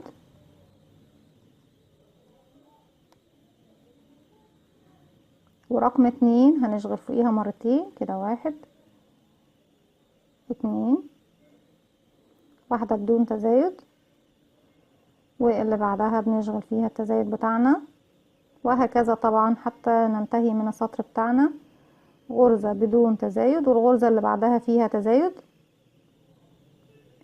والراوند اللي بعده هنشتغله بدون تزايد، يعني سطر فيه تزايد وسطر ما فيهوش تزايد بالشكل ده. السطر اللي جاي زي ما اتفقنا هيكون بدون تزايد. السطر اللي بعده هيكون التزايد في الغرزة رقم 3، وهنبدأ بقى نتزايد بطريقة الدايرة العادية. انا بس الخطوة اللي احنا غيرناها علشان بس تدينا الشكل دوت في البداية، اشتغلت التزايد بطريقة مختلفة في البداية بس، لكن بعد كده هيكون التزايد بتاعي زي التزايد في الدايرة بالظبط. السطر اللي جاي هيكون في الغرزة رقم 3 اللي هو اللي جاي ده هيكون بدون تزايد، لان احنا اتفقنا سطر فيه تزايد وسطر تاني بدون تزايد. اما السطر اللي هيكون فيه تزايد بعد السطر اللي جاي دوت هيكون التزايد عندي في الغرزة رقم 3، وبعد كده سطر بدون تزايد، وبعد كده هعمل تزايد في الغرزة رقم 4 واشتغل سطر بدون تزايد، والسطر اللي بعده هيكون التزايد في الغرزة رقم 5، وهكذا لغاية ما بوصل طبعا للمقاس الخاص بالطاقية او بالطرطور بتاع بابا فرحان. هكمل وبعد كده هرجع لكم، بس زي ما اتفقنا سطر ما فيهوش تزايد وسطر فيه تزايد، ونفس طريقة التزايد في الدايرة هتكون هي زي ما احنا عملنا الراس بالظبط. رجعت لكم تاني بالشكل دوت، اصبحت شكل الطاقية او العمة بتاعتنا معايا اهي. انا اخر سطر اشتغلت فيه تزايد كان في الغرزة رقم 7، يعني انا كنت بشتغل سطر فيه تزايد والسطر اللي بعده لا، لغاية ما وصلت للسطر اللي اخر سطر اشتغلت فيه تزايد كان في الغرزة رقم 7. هقفل بمنزلقة في اول فراغ يقابلني بالشكل ده،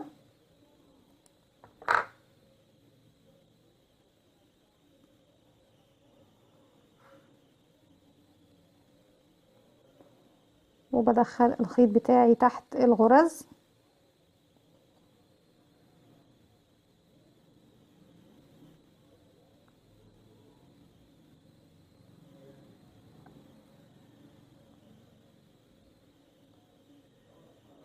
لغاية ما اتخلص منه خالص واخفيه. في المرحلة دي هنركب الشعر زي ما احنا شايفين، انا مش محتاجة اكتر من كده، احنا لسه هنعمل الشال او الكوفية اللي هنركب فيها انها هنحطها فوق. بنختار لون الشعر البني،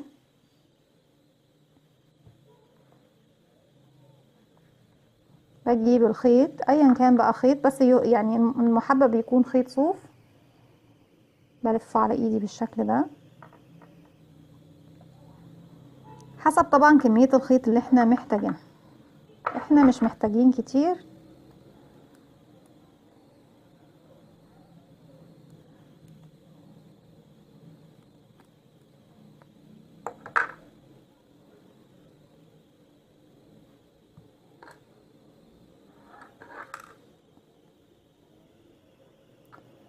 هو الشعر بتاع بابا فرحان بيكون حبة شعر من قدام وحبة في الجنبين.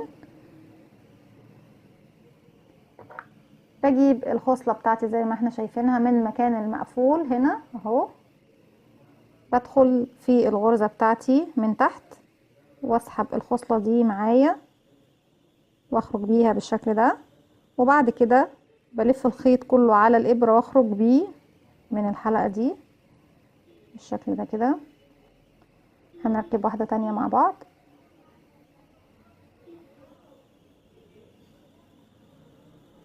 هدخل من تحت الغرزة وهسحب الحلقة دي جوه، وبعد كده هلف الحلقتين دول واخرج بيهم من الحلقة بتاعتي اللي على الابرة، واشد الخيط كده بالشكل ده. بنثبت الشعر بتاعنا، وبثبت بقى كمية الشعر اللي انا محتاجاها كلها. هثبت انا حبة في الوش كده، هثبت 2 كمان هنا، و4 هنا و4 هنا، وهرجع لكم بالشكل ده. خلاص ركبت جزئية الشعر في اليمين وفي النص وفي الشمال.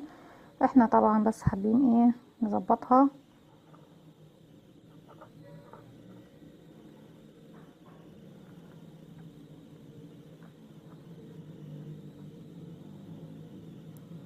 هي بس مش بالطول دوت، احنا هنقص طبعا من الشعر، بس انا عايزه اثبت ايه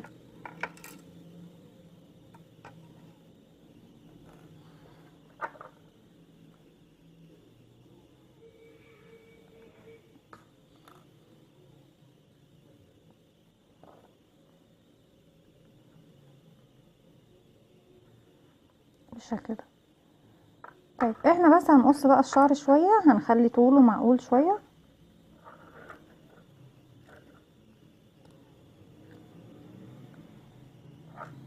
بالشكل ده كده.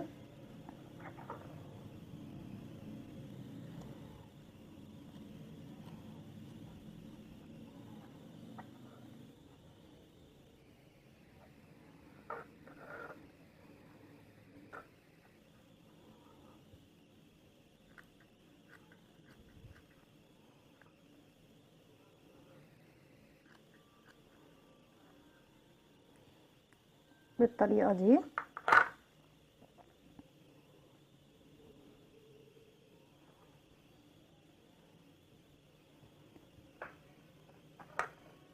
في الوقت الحالي خلاص احنا بعد ما عملنا الشعر الخاص ببابا فرحان، كل اللي احنا محتاجينه ان احنا نعمل العمامة اللي بتتلف حوالين الطاقية. حبيت اعملها باللون البني، بس حسيت ان البني مع البني مش هيكون شكلها حلو. لو حابين انتوا تعملوها، فانا حبيت اخليها ليها لون تاني، نخليها باللون البطيخي ده. وطبعا اللون اللي انتوا حابين تشتغلوا بيه مفيش مشكلة. انا بشتغل مجموعة من السلاسل طبعا على قد دوران الراس بتاعي. ايا كان عدد السلاسل هنشتغل عدد سلاسل، مش هحدد عدد. زي ما احنا شايفين هنشوف دلوقتي انا هقف امتى.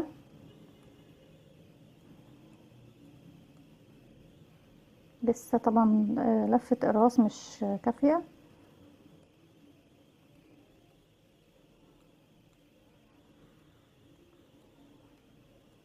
يعني هتكون حوالي 40 سلسلة.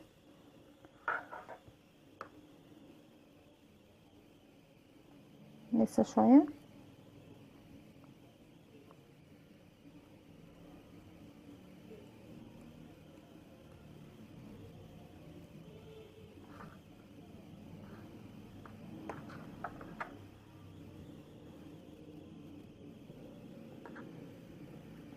كده كفاية. وببدأ اشتغل بعد العدد اللي انا بعمله طبعا حسب دوران، ان انا بعمل دوران الراس بحيث ان هي تلف على بعضها بشكل حرف الاكس كده.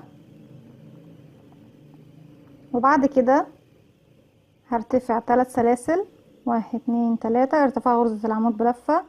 وفي رابع سلسلة هبدأ اشتغل بغرزة العمود بلفة لغاية ما اخلص عدد السلاسل بتاعتي كلها بالشكل دوت. هكمل طبعا لغاية ما اخلص كل السلاسل بتاعتي بغرزة العمود بلفة، فوق كل سلسلة غرزة عمود بلفة. وبعد كده هرجع لكم بالشكل ده. خلاص خلصت الشغل بتاعي الكوفية. بجيب الجزء العريض من ورا،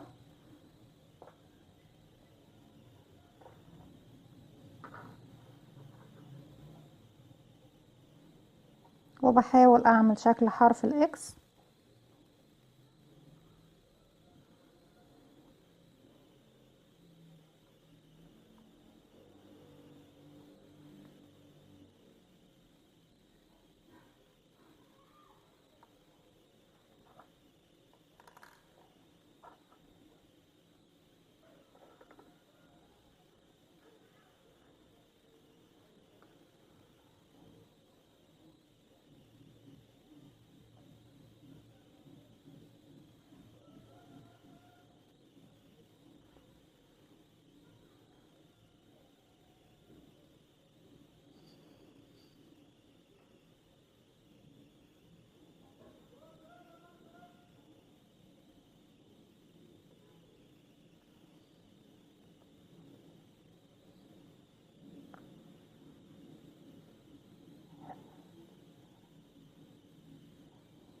بتكون واحدة عكس واحدة بالشكل دوت،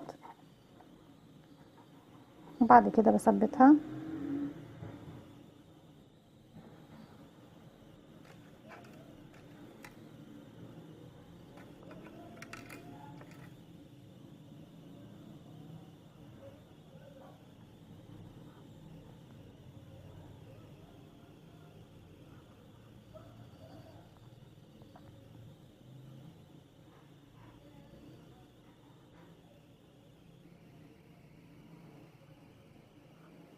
في المرحلة اللي جاية هنبدأ خلاص بقى نطرز. احنا هنعمل الودان الاول وبعد كده نطرز العينين والمناخير والبق وكمان شنب بابا فرحان. رجعت لكم تاني وبالشكل دوت انا بدأت احدد عيون بابا فرحان. انا حددتها بطريقة عفوية جدا بدون اي اعداد. انا جيت في وسط الراس كده زي ما احنا شايفين ودوست عليها، حددت مكان العين، وفي نفس المكان عملت مربع او مستطيل صغير زي ما احنا شايفين. اللي فوق بالعدد بتاعي 1 2 3 4، والطول 1 2 3 4، يعني 4 بالطول و4 بالعرض. ونفس النظام هو هنا، ومكان البق زي ما احنا شايفين، وده مكان الشنب والحواجب، ومكان النوز او المناخير بتاعتنا هتكون هنا. دلوقتي نعمل النوز بتاعتنا، او لا نحدد لون العين الاول باللون الاسود.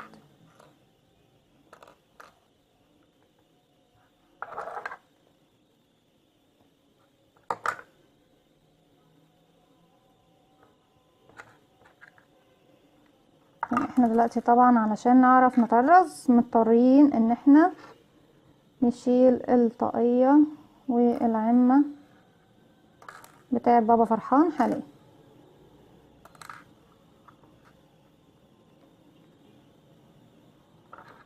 في المرحلة دي انا بدخل بالابرة بتاعتي عادي خالص من نص راس من فوق، وباجي عند المكان اللي انا محدداه. المكان اللي انا محدداه لو انتوا حابين تشوفوه بالعدد بيكون السطر، هنعد 1 2 3 4 5 6 7 8 9 10 11 رقم 12 بالظبط هنا. لو كان يعني احنا من فوق بنعد 12 سطر ونحدد العين بتاعتنا. بنحدد العين بتاعتنا بردك ازاي؟ ان احنا بنيجي عند المكان اللي فيه الرقبة بالظبط، بطلع من المكان اللي فيه خط الرقبة دوت، هلاقي بردك خط العين بتاعتي اهي. لو انا حتى حطيت الدبوس هيبان كده، وخط بردك الرقبة التاني هطلع كده، هنلاقي بردك نفس خط العين بتاعنا. بالنسبة لهنا نعتبر ان الابرة بتاعتي اللي دخلت دي هي الدبوس، زي ما احنا شايفين عند خطين الرقبة. بسيب المسافة ما بين كل عين والعين بتكون 4 أو 5 غرز، مش اكتر من كده. والحاجب بيكون فوق العين، يعني بنعدي سطر بعد العين وبعد كده بنعمل الحاجب. حاول طبعا ندخل الخيط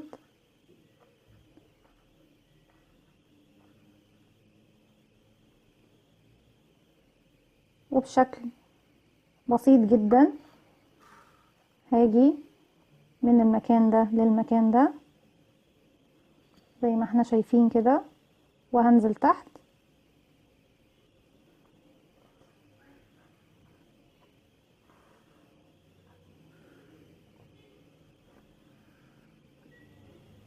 وهطلع فوق تاني لنفس المكان، وهروح للمكان التاني ده هنا،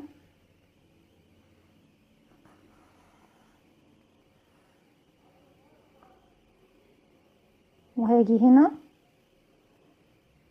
وهطلع فوق هنا اهو المكان دوت. حابين تشتغلوا بإبرة ارفع مفيش مشكلة، بخيط ارفع برضك مفيش مشكلة، ده نفس الخيط القطن اللي احنا اشتغلنا بيه في شغل العروسة بتاعتنا. هروح للمكان ده وهروح للعين التانية مباشرة، هعملها بنفس الطريقة بكل بساطة.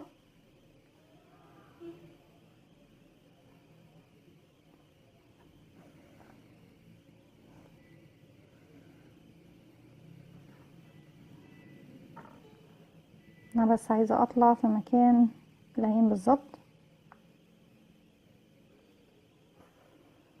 مش عايزة اي ابعد ولا حاجة.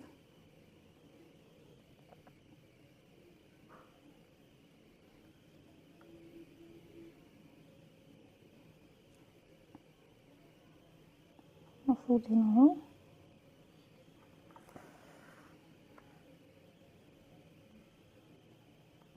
وببدأ بعد كده اشتغل تاني، ادخل هنا ومن هنا لتحت زي ما عملت بالظبط في العين التانية، بكرر في العين دي، وهطلع فوق وهنزل هنا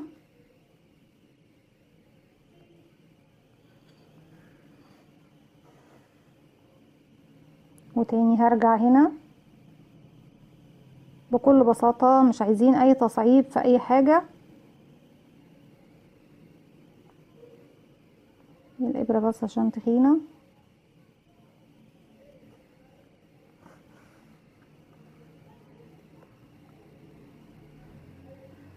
ومن فوق بنزل لتحت، وبعد كده هروح اعمل الحاجب.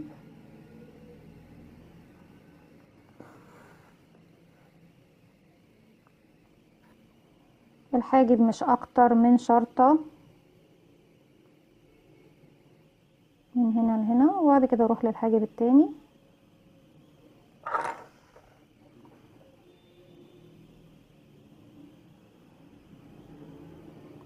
بالشكل دوت، وهطلع تاني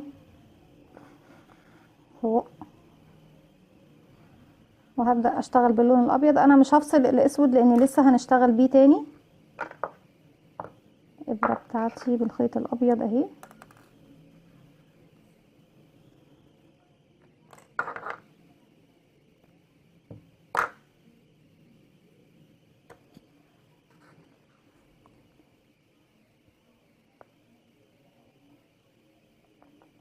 من نفس المكان اللي انا دخلت منه بدخل وباجي عند العين بتاعتي،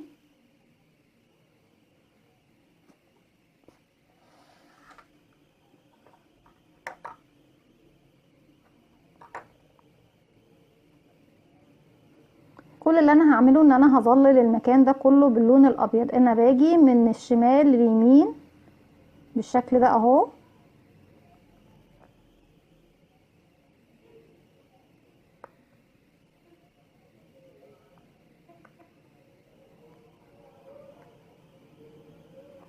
وبفضل اظلل المكان بتاعي كله وارجع تاني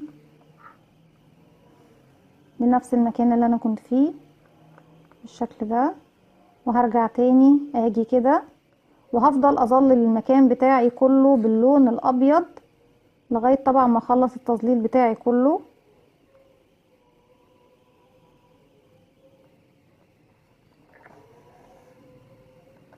بالشكل ده. والمكان اللي احس طبعا اللي هو ما فيهوش حشو ارجع له تاني.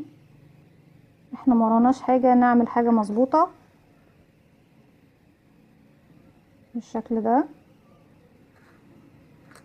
وبفضل طبعا اظلل المكان بتاعي كله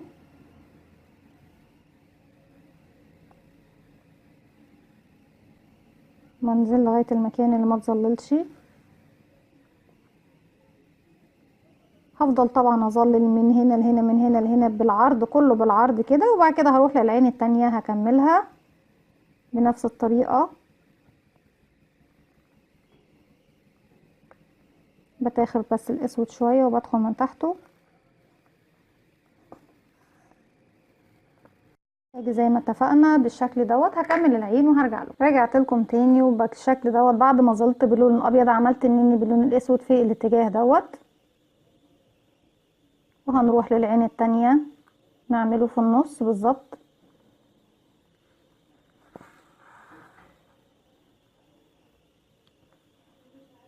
انا كل اللي انا بعمله ان انا بطلع في المنطقة اللي في المنتصف دي بالشكل ده،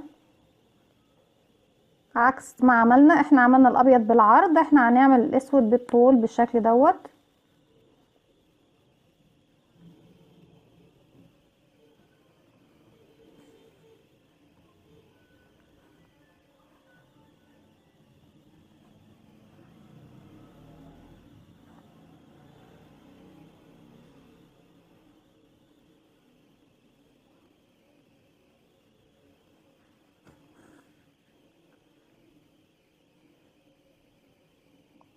من فوق لتحت زي ما احنا شايفين.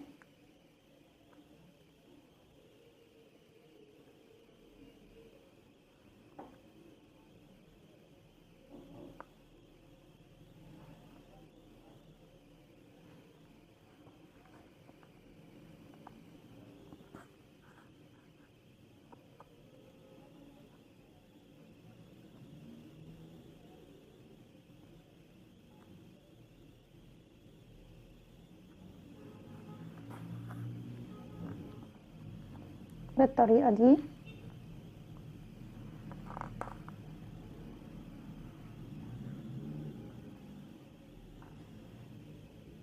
وهطلع تاني فوق.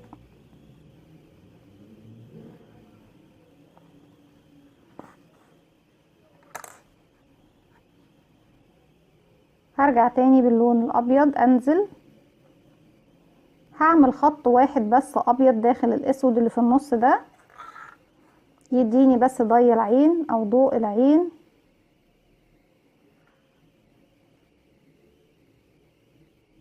بيكون خط بسيط جدا.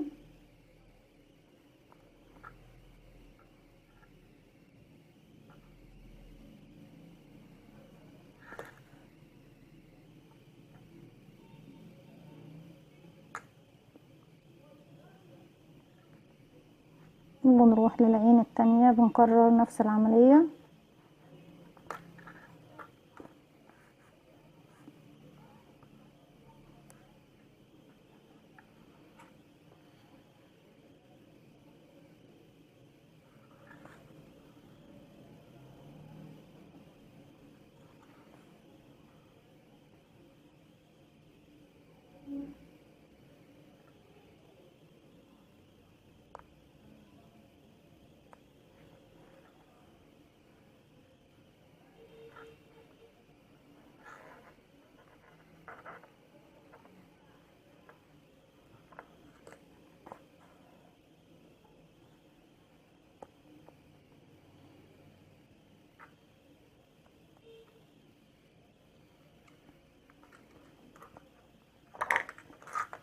بعد كده بننزل نعمل، انا خلاص الابيض مش محتاجاه تاني.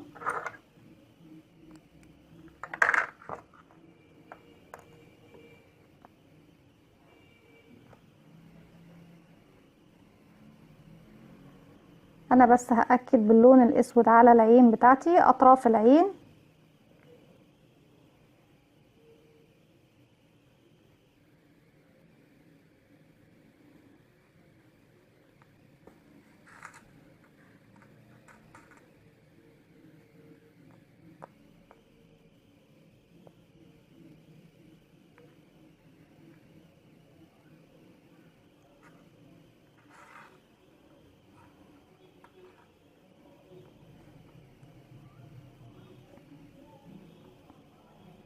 انا هلضم الخيط الاسود تاني وهرجع. انا لضمت الخيط وتقلت على العين التانية ورجعت لكم، بس هعمل بس تتقيل او تثبيت على لون الاسود في العين التانية.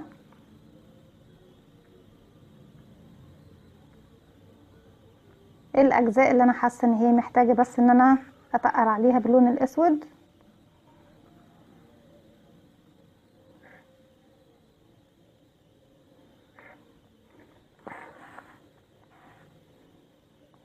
مش هزود اكتر من كده خلاص. انا كل اللي انا هعمله دلوقتي الانف بتاع بابا فرحان، مناخيره. ممكن لو حابين تشتغلوها بالكروشيه، طبعا ابرة هتكون صغيرة جدا بنشتغلها، لكن انا شايفه ان هي مجرد بس ايه بالابرة الخياطة بتاعتنا العادية.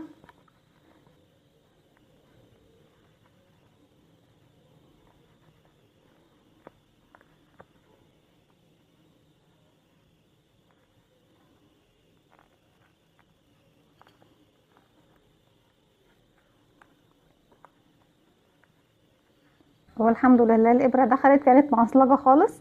في المنطقة دي احنا طبعا بناخد 3 غرز، 3 مقاس 3 غرز زي ما احنا شايفين.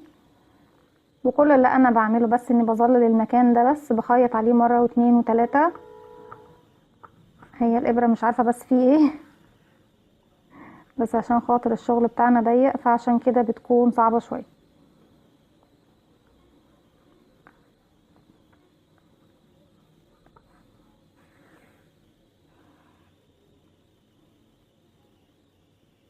وبفضل طبعا اظلل المكان اكتر من مرة لغاية ما نحصل على شكل الانف او المناخير او النوز.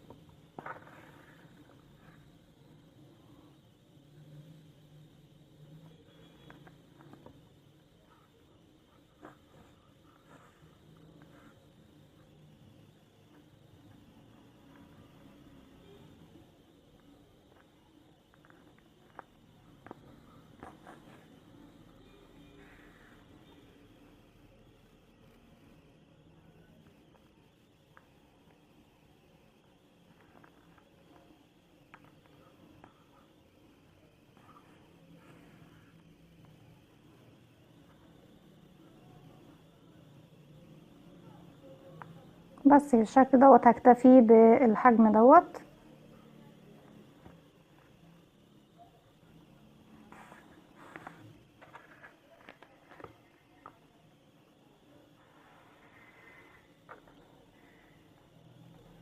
وزي ما احنا شايفين ان حشو الراس ما بيكونش، يعني انا لو بحشي الجسم 100%، حشو الراس بيكون 75%، بحيث ان انا يكون عندي مسافة اتحرك فيها بشكل طبيعي. بعد كده بنزل اعمل الشنب. الشنب بيكون تحت الانف على طول.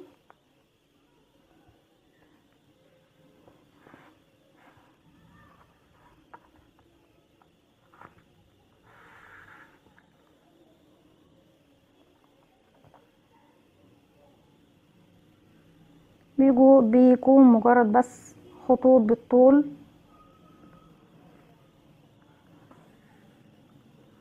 بالشكل ده واروح لمكان تاني.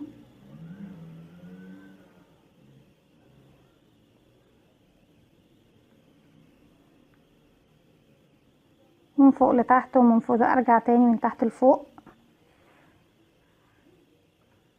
وهطلع تاني فوق، وهكذا. بس طبعا يا جماعة لو الابرة ارفع، بس انا الابر الارفع عندي مش موجود، مش متوفرة النهاردة، فعشان كده ايه الابرة التخينة صعبة شوية.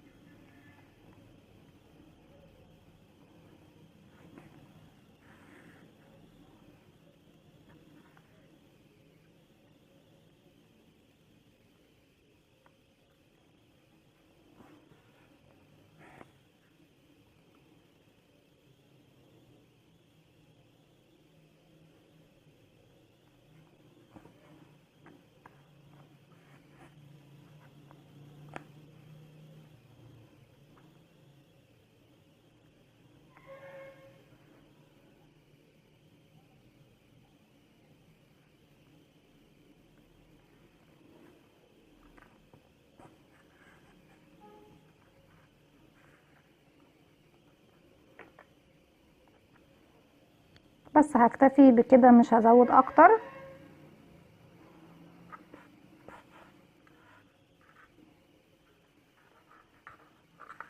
كل اللي انا هعمله في المرحلة الجاية هي طبعا البق، هلضم اللون الاحمر للبق وهرجع له. ورجعت لكم بعد ما هضمت الخيط الاحمر ودخلت من فوق من ناحية الراس زي ما دخلنا بالظبط في بقية التطريز الوش.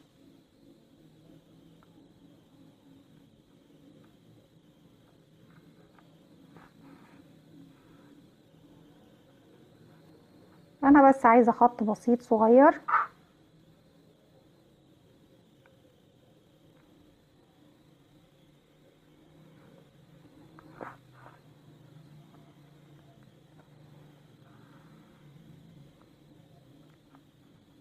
مجرد ابتسامة بس صغيرة.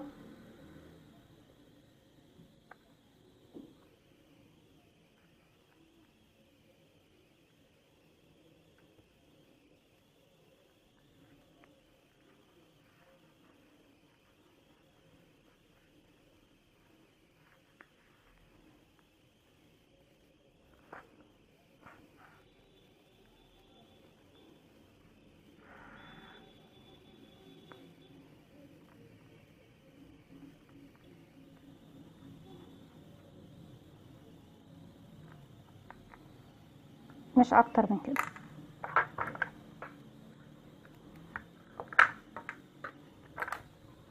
في المرحلة دي مش بتبقي معانا غير ودان بابا فرحان، هنعملها بلون البشرة. هي عبارة عن دايرة سحرية و5 غرز حشو.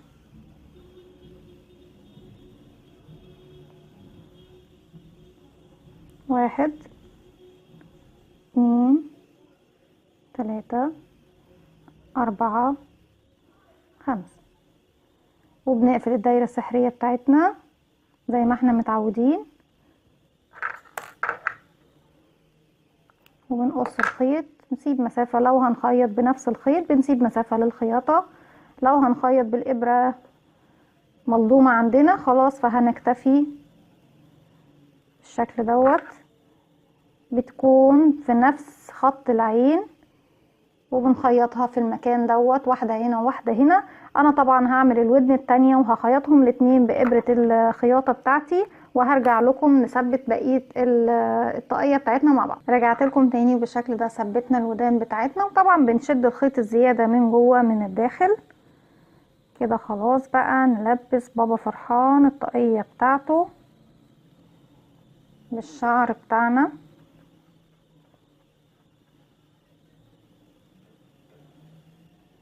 بالشكل ده. طبعا احنا بنلزقها بمسدس شمع او بنخيطها بإبرة الخياطة عادي خالص.